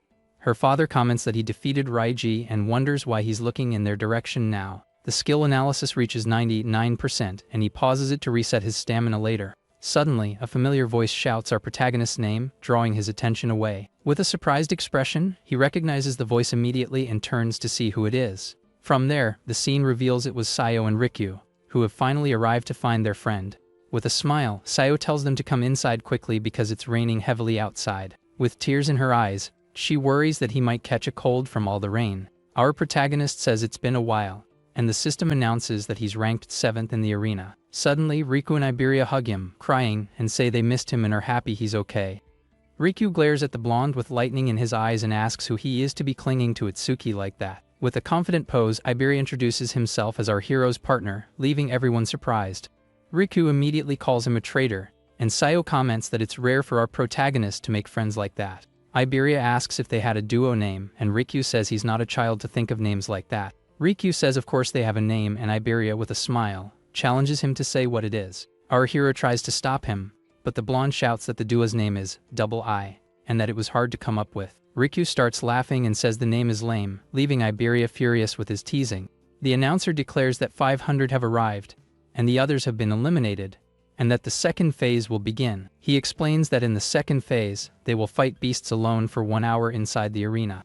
Iberia is scared by the part about fighting alone, while the others just watch the situation in silence. From above, Shoheitan gets excited and says he can't wait to see what the rookies are capable of. The screen reveals the rankings of the first phase, with Hano in first, Shien in second, and Gaku in third place. With that, everyone observes the gigantic arena, where the second phase of the tournament will finally take place. The group joins the crowd, and Iberia asks if this is really where the next stage will happen. Riku comments that the place is dark and asks his friend if his level is really fixed at 0, and he confirms. He then questions how the young man gets stronger, and Iberia is also curious, but Sayo scolds him immediately. She reminds him that the skills of order breakers are a secret and tells her friend not to worry about them. From above, the tournament organizers observe the participants and prepare to make the big announcement. Iberia is completely shocked to see the important figures who are there to supervise the event. Everyone recognizes Soryu, the veteran Haitencho, and the legendary Izumi Mentu, a true gathering of legends.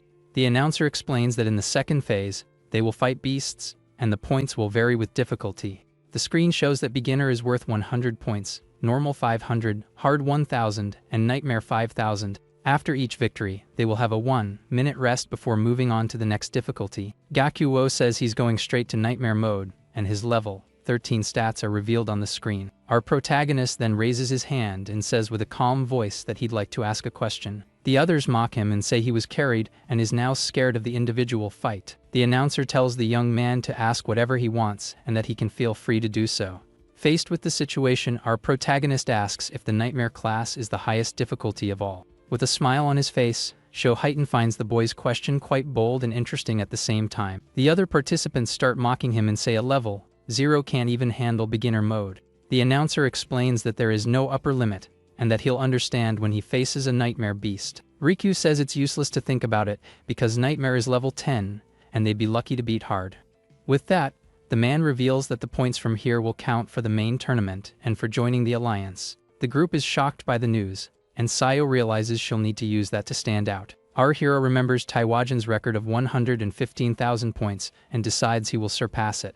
The announcer then tells everyone to enter the arena and prepare for the start of the combat. The second phase begins, and our protagonist comments that the place doesn't look much different from other stages. Suddenly 10 level 1 Calamity Hounds appear, and he gets excited to fight the beasts. He activates his black ice wall and says he'll finish it quickly since they don't increase his stats. In the control room, the announcer asks if Shu is monitoring him again, and he says he wanted to see the girl Hanyu. With a smile on his face, Shoheitan says our protagonist is much more interesting to watch. Shoheitan gets excited and says here he comes again, and the announcer wonders if he's always this surprised. With a single blow, our protagonist defeats all the hounds in 1 second and earns 100 points at once. The announcer is shocked because it usually takes a few minutes, and Shoheitan says he told him the young man was interesting. He thinks that the hounds are level 1 and that the next enemy is level 8, so a single blow won't cut it. Soon after, the level 8 salamander appears and is worth a total of 500 kill points. The announcer thinks he'll struggle against a creature 8 levels above him, but Shoheitan disagrees. He switches to the multi-screen, and Aja realizes her father wants to deliberately divert attention from our hero.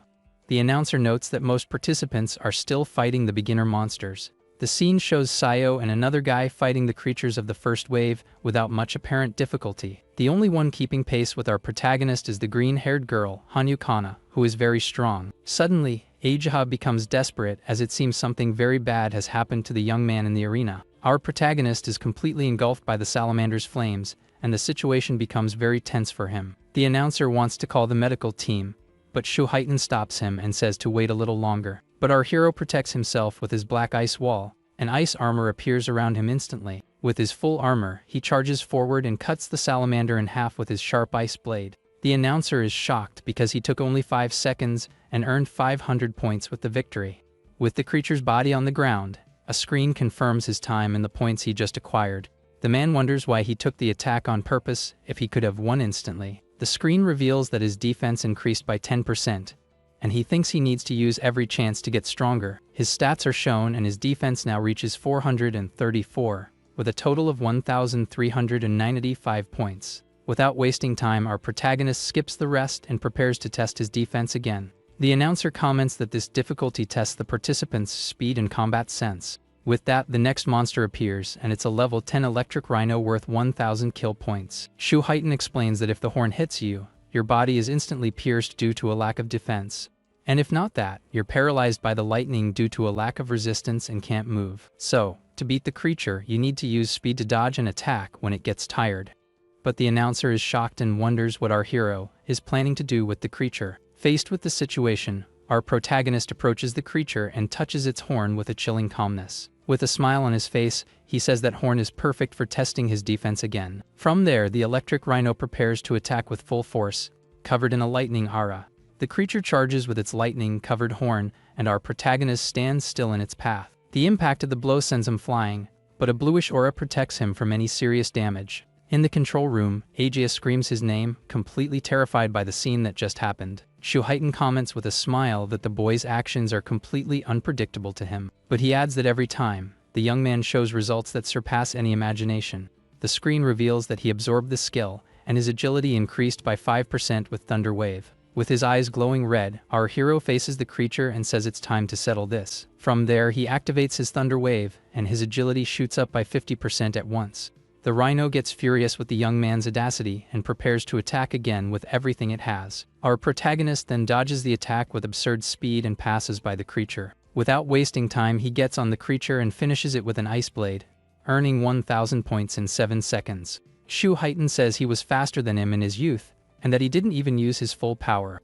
The announcer then announces with a serious voice that the next creature is the one everyone fears. With swift movements and sharp claws, it tears its enemies to shreds in the blink of an eye. It also has a giant mouth that spits iron chains and swallows everything in its path. To top it off, it has a huge body covered in a tough exoskeleton armor. The announcer explains that because it has all this, it is the most powerful and ferocious beast in the preliminaries. The screen reveals the Purgatory Giant level 15, worth a total of 5,000 kill points.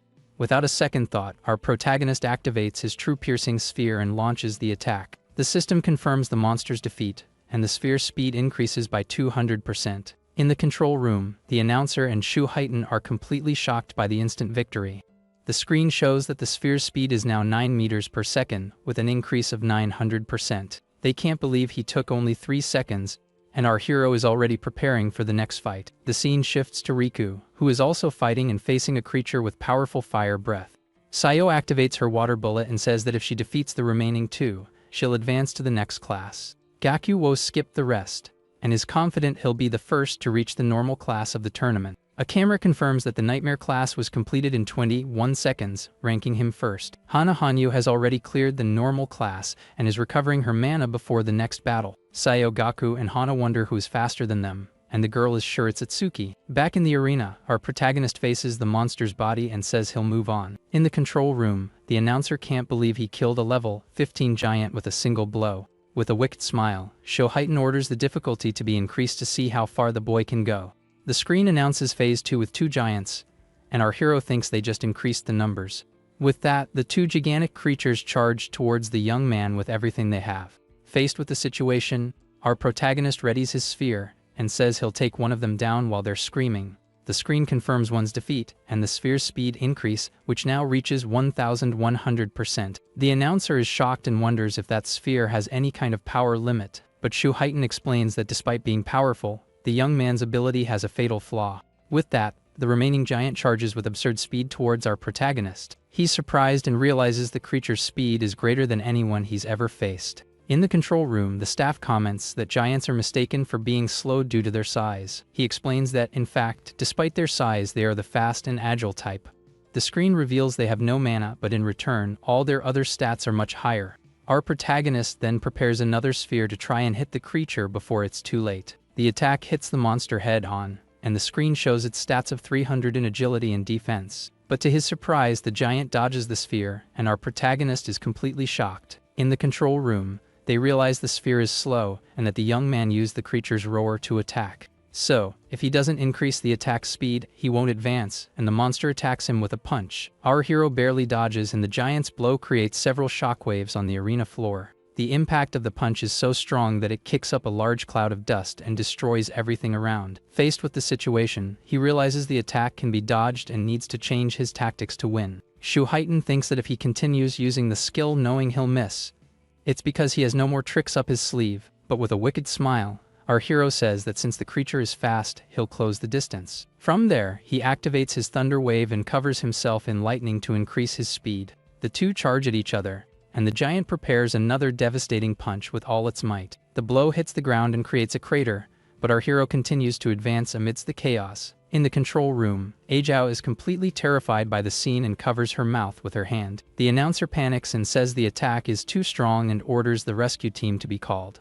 But Shoheitan stops him immediately and with a calm voice asks him to wait a little longer. He agrees that the giant's power is immense, but it seems he still has a plan in mind. After all, the giant's power means nothing if it can't hit its target. The monster then prepares to attack again and punches the ground with all its might once more. Suddenly, our protagonist taunts it and draws the creature's attention towards him. The giant turns and is completely shocked to see our hero right behind its head.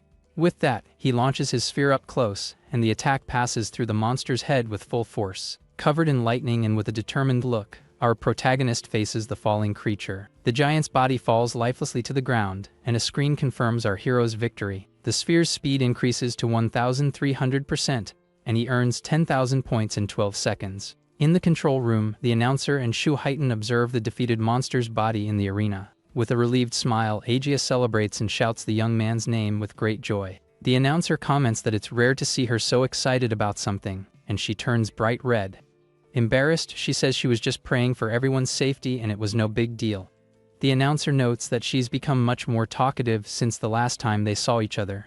Shoheitan then asks why the young man was dodging if he could have won right away. He explains that his normal speed isn't much different from a purgatory giant's, but when electricity starts coursing through his body, his speed increases dramatically. From there, there's no way a purgatory giant's attack can hit him. The announcer says that with his points, first place is guaranteed, but our hero doesn't stop. With a determined look, he thinks that to surpass the strongest, he can't stop for even a second. He then moves forward and prepares for the next phase, which is already starting right in front of him. The screen announces the 3rd phase with 3 giants, and our protagonist gets ready for combat. He activates his sphere and says the first one is already done for as he attacks one of the monsters with everything he has. Shoheitan comments that as expected, he chose to continue and that he's the guy he chose. He then remembers he went all the way to phase 4 at once, and the announcer is curious. The man says that even with his physique, the limit is phase 3 and wonders how Itsuki will fare. The remaining giant charges, and our protagonist prepares to dodge and counterattack. He dodges the punch, and the blow hits the ground hard, kicking up a lot of dust and rocks. With his thunder wave, he increases his agility, gets behind the creature, and closes the distance. The screen confirms the second monster's defeat, and the sphere's speed increases to 1700%.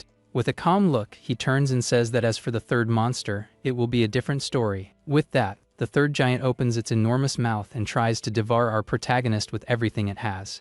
The creature stares at the young man with its glowing red eyes and chains flying everywhere. Due to its gigantic body and tough armor, the monster seems like a very powerful enemy, but our hero says he'll tear it apart from the inside out and activates his Lotus Burst at maximum power. From there, he launches his fire attack with full force right at the giant's face without a second's hesitation. The skill explodes with great force, and the system confirms the defeat of the level 15 creature. In just 13 seconds, he earns another 15,000 points, and the screen shows his absurd new record. In the control room, the announcer is completely shocked, unable to believe what he just saw. Soon after, he recognizes the fire skill and says it was the same one that eliminated many in the first phase. With the attack, our protagonist spends all his mana, and his tank is completely empty in the process. But he knows that as long as the monsters keep appearing, his passive mana skill will recharge it all again. The screen announces Phase 4 with 4 giants, and his mana immediately rises to 124. Shoheitan hears that if the boy passes, he will surpass him, as only Jin Taiwa has come this far before. With a smile, he says he can't wait to see how far the young man will go as he moves swiftly. Our protagonist thinks that the faster the sphere gets, the greater its accuracy on the final target. He thinks that if he increases the speed a few more times, he'll be able to hit the creatures from a distance. But his mana is limited, and he can't waste a single shot of his piercing sphere. Suddenly, one of the giants roars and shoots several chains from its mouth towards the young man. Faced with the situation, our protagonist prepares his sphere, but the monster is faster than him. The boy is surprised, as he didn't expect the creature to be able to use chains. The chains bind him, and the giant slams him hard against the arena floor without mercy. The impact is very strong, and our hero is thrown to the ground with absurd force. Completely trapped, he realizes he can't move and is in a very bad position. From there, the giant crushes him with its gigantic hand to end it all at once. The pressure is so great that our protagonist's body begins to be completely crushed. The monster then steps back and observes the damage its final attack caused on the arena floor.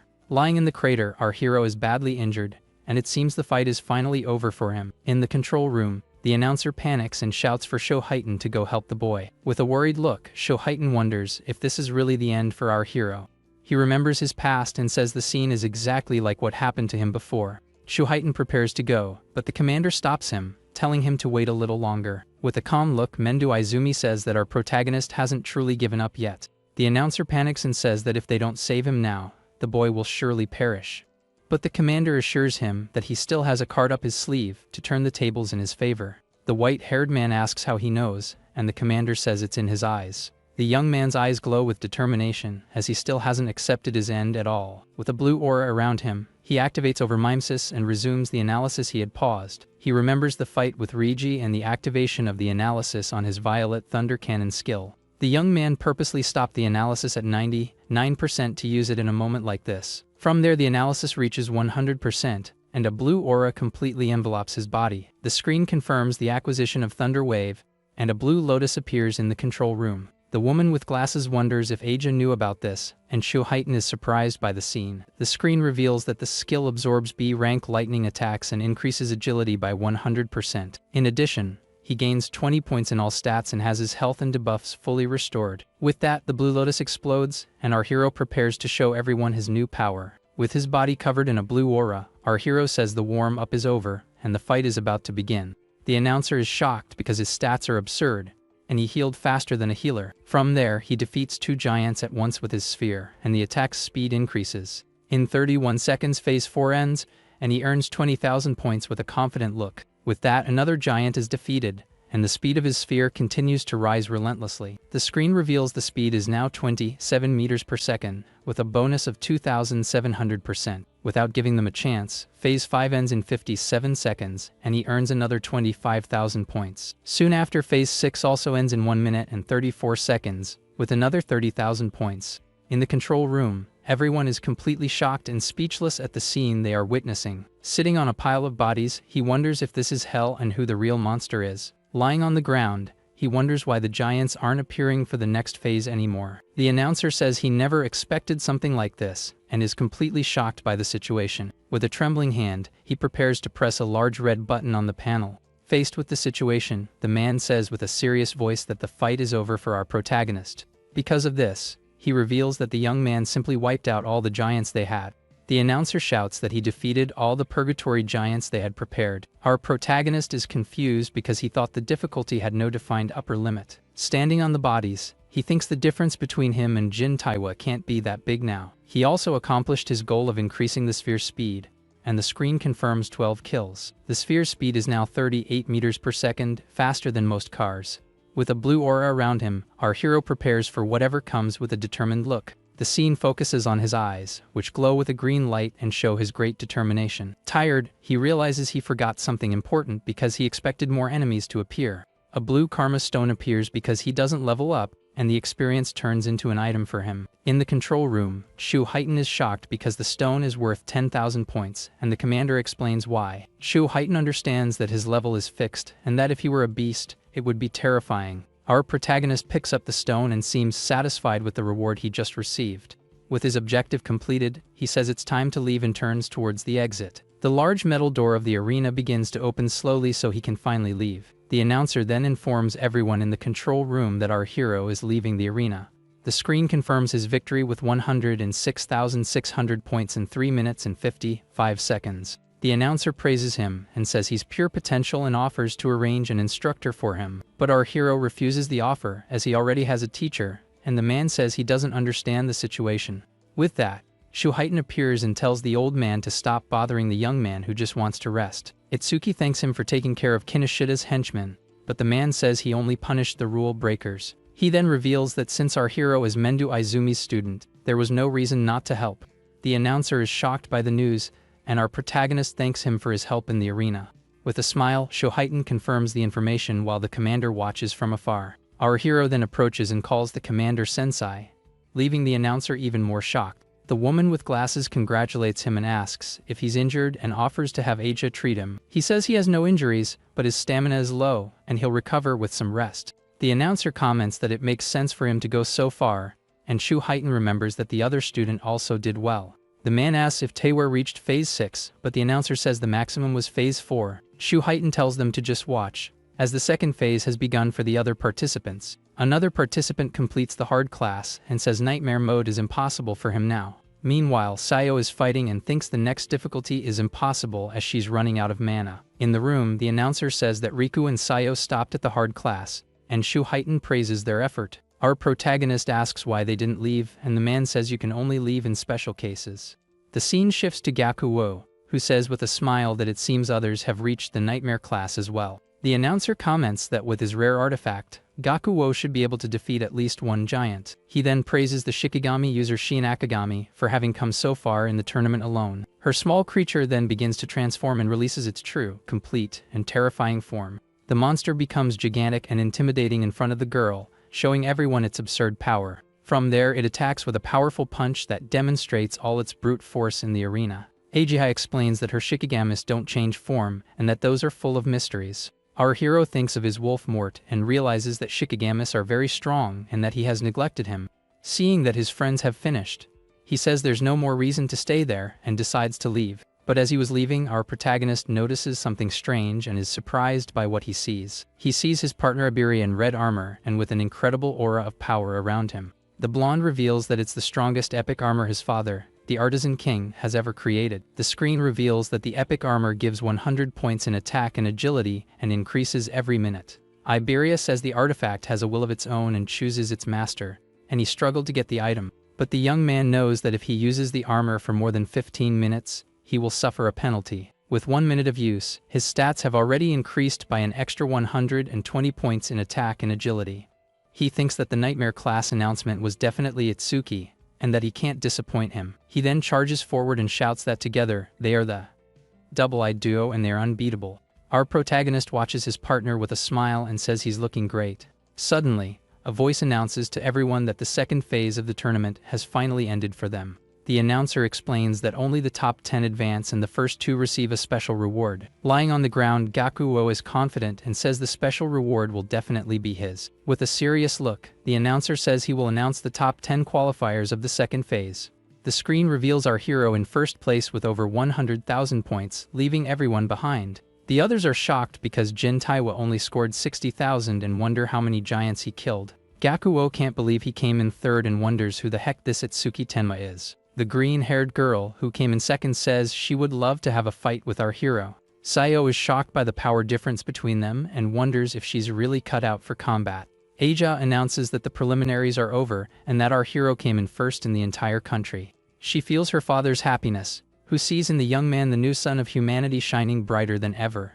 Lying on the ground, Iberia celebrates and says with a smile that he already knew his partner would come in first. But he adds that he also did well enough not to embarrass the duo's name. Our protagonist helps him up and says he did a good job and that he was quite surprised. With a funny face, the blonde young man is overjoyed with the compliment he just received from his friend. The announcer then officially declares that the preliminary event has finally come to an end. With that, our protagonist carries his tired partner on his back and takes him out of the arena.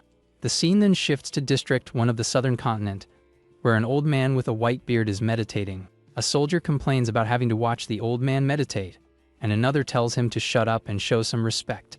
The man reveals that this is Bargar, the commander of the southern continent, and that he is a true prophet. The soldier questions why he doesn't predict where the monoliths will fall so they can prepare. The masked man explains that although he only foresees a part of the future, he is on the same level as Mendo Izumi. He then reveals that the accuracy rate of his prophecies is 100%, and the old man wakes up. His servants help him up, and he screams desperately that the northern continent is in danger. With a terrified look, he reveals that a massive beast attack will occur, with one above level 100. The scene then shifts to a tree with blue leaves swaying in the wind during a starry night. Back at the arena, the commander notes that our hero's total stats have finally surpassed 1500. He explains that normally awakened gain 50 stat points each time they level up. With that, he says that the 1500 points put him on the same level as a level 30 awakened. The commander adds that his agility and defense can increase infinitely with his skills, but his attack power is the only thing that can't be increased, and Riku shouts that the food is ready. Faced with the situation, our protagonist turns towards the voice with a surprised look on his face. Sayo and Riku appear, and the guy with glasses says he prepared a bunch of his favorite dishes for him. Our hero decides to put that aside and thinks he can get an attack skill with overmimesis. At the table, he comments that it's been a while since he ate Riku's cooking and seems very satisfied with the feast. Our protagonist then realizes his partner isn't there and asks the group about Iberia. Aja explains that she healed him, but he was exhausted from the armor, so he's still sleeping. Riku is shocked that a level 7 cleared the nightmare class that neither he nor Sayo could beat. Riku asks if it was his food that scared her, but the girl points behind him in fear. A shadow with a red eye appears behind the guy with glasses, who hasn't noticed the threat yet. Drooling, the dark figure says it wants food and seems too hungry to wait. Suddenly, the shadow, which was actually Iberia, lunges and throws itself at the table to devour all the food. Riku gets furious and complains about the scare and asks why the blonde is eating at their table. With the bowl completely empty, the blonde young man faces Riku and seems ready for a fight. The guy with glasses breaks into a sweat, scared, and asks if the boy really wants to fight him. But Iberia just smiles and says the food is delicious, with his face covered in crumbs. Riku brags and says his food restored the young man's energy, which is why he's feeling good. The blonde compliments the food and says Riku should become a chef, and he wonders if that's a compliment. Mendo Izumi then interrupts and says that since they want to be saviors, he has a question. In front of everyone, the commander then asks what is the one thing they fear most in the whole world. Riku says his dream is to be a savior to save money and travel the world, eating very well. So, his greatest fear is getting old because he wouldn't have stamina, and his sense of taste would become too dull. Just thinking about it gives the guy with glasses chills, and he despairs at the mere idea. Sayo says she was born into a family of doctors and was therefore raised in a hospital. Since she was little, she saw many people suffering from all kinds of illnesses, big and small. The scene shows a sick person on a stretcher with a very frightening appearance to the girl. With that, she ended up developing a trauma and now fears even a simple cold. Our protagonist understands that's why she ran away when he sneezed the other day. The scene shows the young man sneezing, and the girl getting scared and running away, afraid of his germs. Mendo Izumi explains that Awakened live twice as long and rarely get sick, so she's safe. The commander then turns to Iberia and asks for his turn to answer the question. The blonde says that before, he was afraid of not passing the preliminaries and not getting the artifact. But now, with a smile, he reveals that his greatest fear is not being able to fight alongside Itsuki. With that, Iberia turns and asks what our hero's greatest fear is, leaving him speechless. The others are curious because they can't imagine what the strongest young man would be afraid of. He reveals that after his parents passed away, he was very anxious about how he would survive. With that, he was overcome by negative feelings like anger, sadness, hunger, and helplessness. But everything changed when Sayo and Riku appeared and helped him overcome that difficult time. His friends ask if he has a cold and invite him to eat something tasty to cheer up.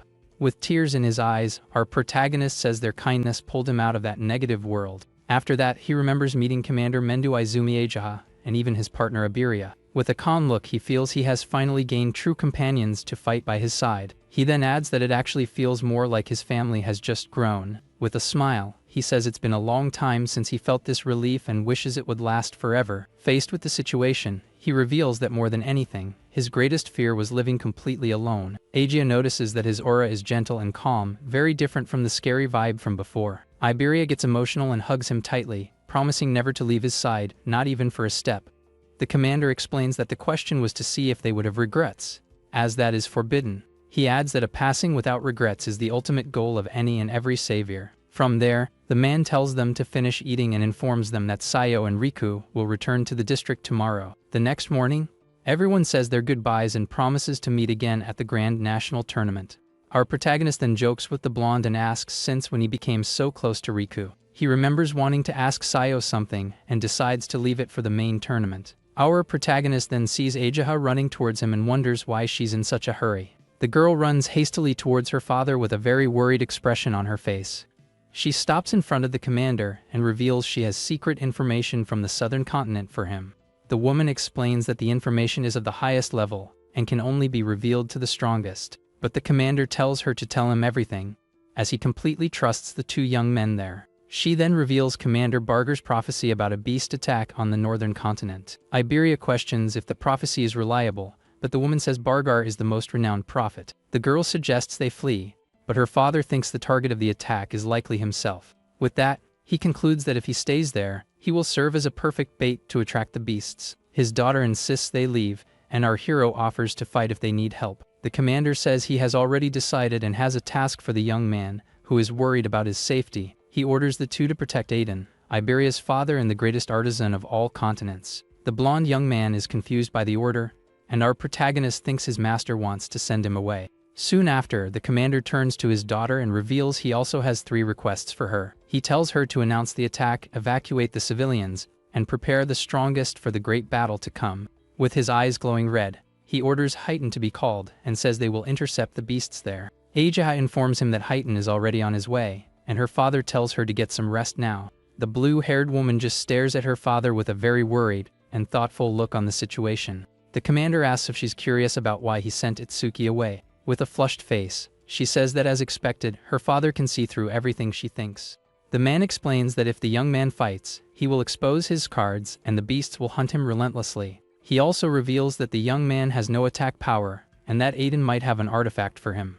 With this item, our hero would become a perfect and complete awakened, with all his stats maxed out. The scene then shifts and several monoliths fall upon the northern continent, and the attack finally begins. Far away, the two are running, and Iberia says they still have 100 kilometers to go to reach his home. Faced with the situation, our protagonist gets worried and says they need to hurry to get there soon. Suddenly, the blonde young man shouts his partner's name and points at something with a look of astonishment. With a serious look, our hero turns in the direction Iberia is pointing to see what it is.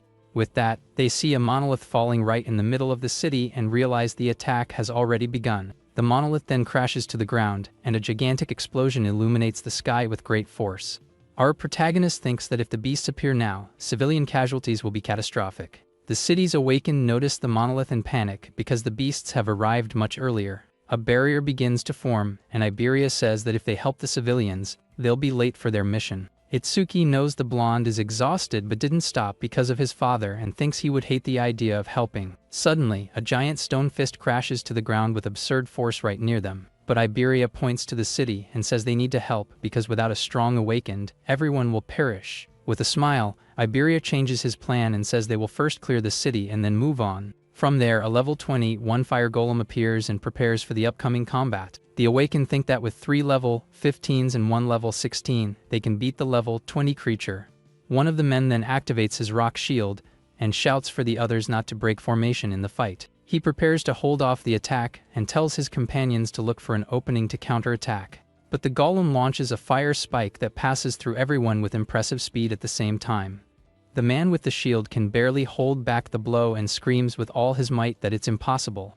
The others panic because the guy with the highest defense was defeated instantly, and they don't know what to do. One of them shouts that fighting is suicide and that they need to run, but the golem attacks again without giving them a chance. The man with the headband says with a smile that the other guy is the one who needs to be careful.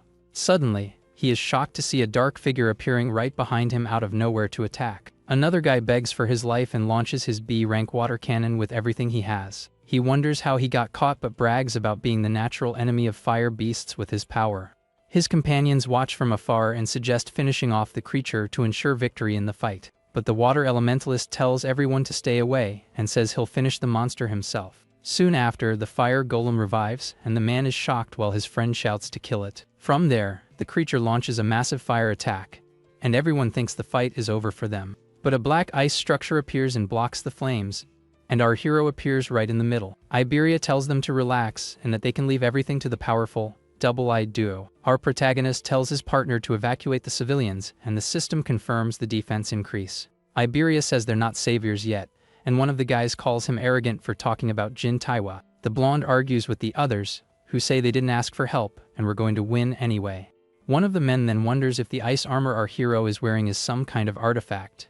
With a serious look, our protagonist remembers something his master said before they left. The commander warns that his black sphere is powerful, but the casting time is too long to be useful. He then advises him to keep the ability as a trump card for decisive moments. Back in the fight, our hero realizes he can't use his sphere there, and the civilians get excited about his arrival.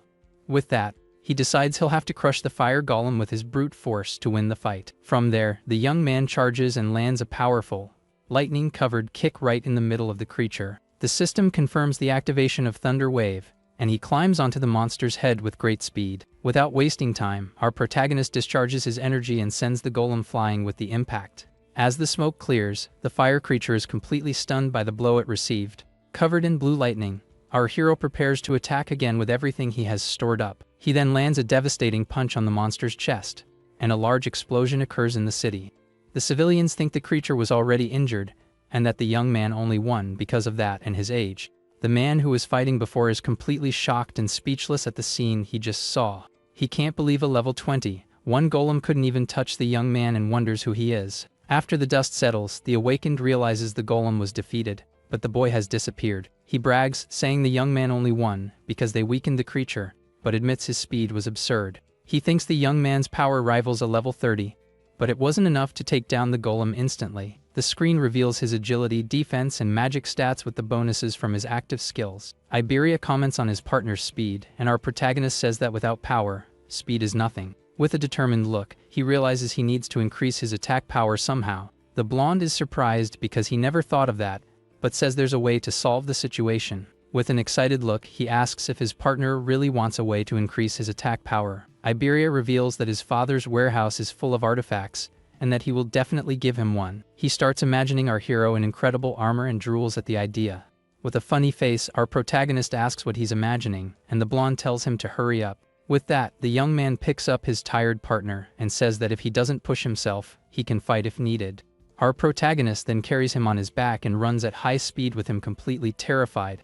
The scene then shifts to night in the forest, and the two arrive at their destination after a lot of running. Iberia stretches and complains that his arms almost fell off, but they finally made it home. Our protagonist asks why he lives so far away, and the blonde says his father prefers the quiet. He reveals that the place is full of traps, and our hero notices the mana traces with his sense. Iberia tells his partner to stay close so as not to activate the traps, but our hero thinks of using his sense. With a smug smile, the blonde young man celebrates because it's finally his turn to lead the way, but he gets too excited and ends up stepping on one of the well-hidden traps. Completely embarrassed, he admits he forgot about the trap, and our protagonist asks if this is really his house. Suddenly, the mana waves become much more intense, and the blonde young man says this is the worst trap. From there, an epic iron golem appears with 500 attack and 300 agility in front of him. Our protagonist is surprised because he didn't expect his old man to have even humanoid artifacts. Without wasting time, the golem charges forward and tries to hit the blonde young man with a very powerful punch. But our hero dodges the attack with absurd speed, and the blow only hits the forest floor. The impact of the punch is so strong that it creates a large crater in the ground and kicks up a lot of dust around. He realizes that even the artifact is stronger, but he can't destroy it because it protects Iberia's father. With that, the young man asks his partner if there's a way to stop this thing once and for all. The blonde explains that the golem's power source is the Karma Stone located right in the middle of its chest.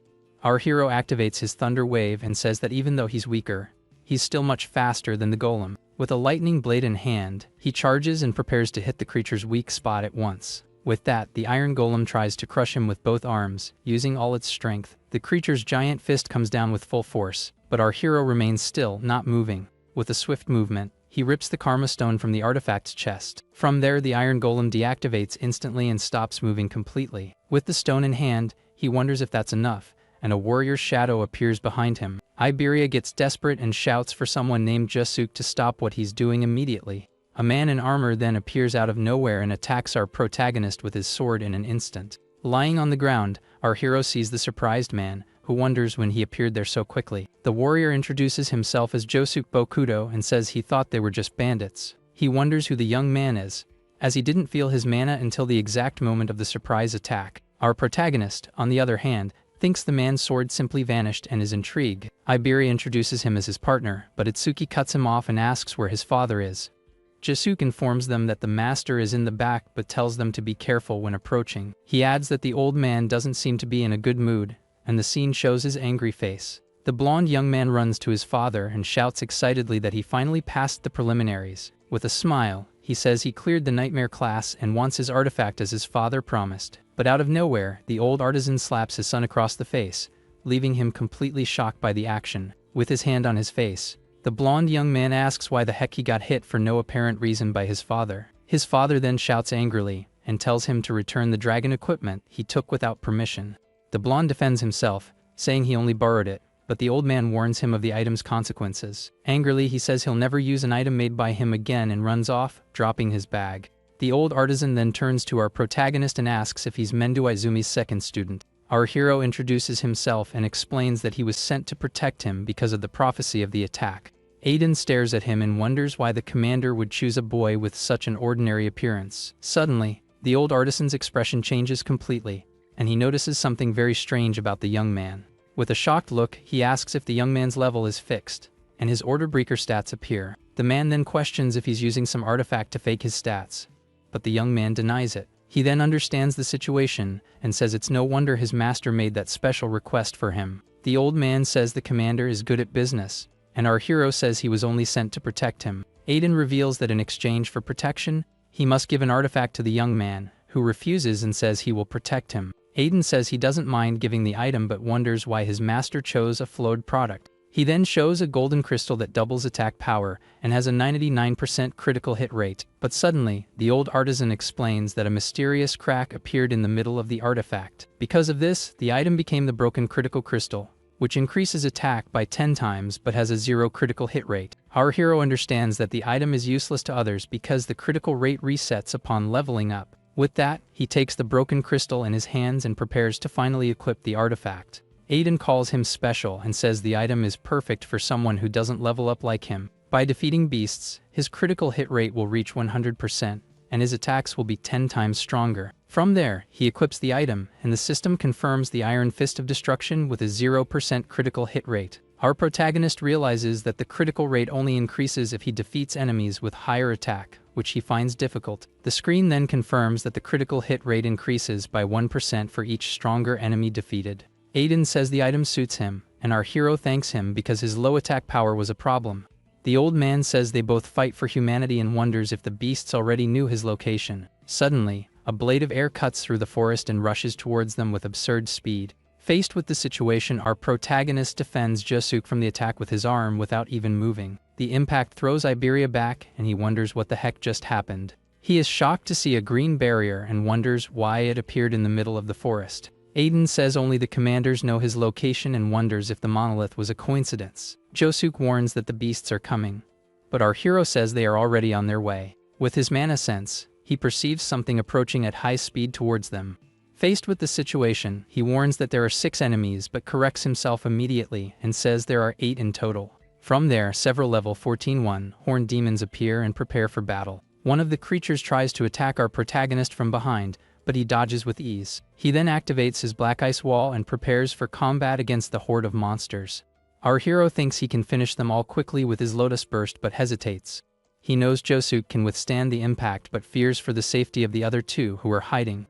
Aiden and Iberia are in the cabin right behind, and the young man doesn't want to risk hurting them with his ability. He then prepares to fight them all at once with his black ice blades. With a determined look, he thinks that in the end, fighting alone is still the best option. Suddenly, he feels another mana wave, much more intense than the previous one, and becomes very alert. From there, a level 24/2 horned guardian demon appears in front of him. Far away, a demon lord says the first wave of slaves has been sent to the human world. Sitting on his throne, he wonders which of the 8 demon kings should command the main force.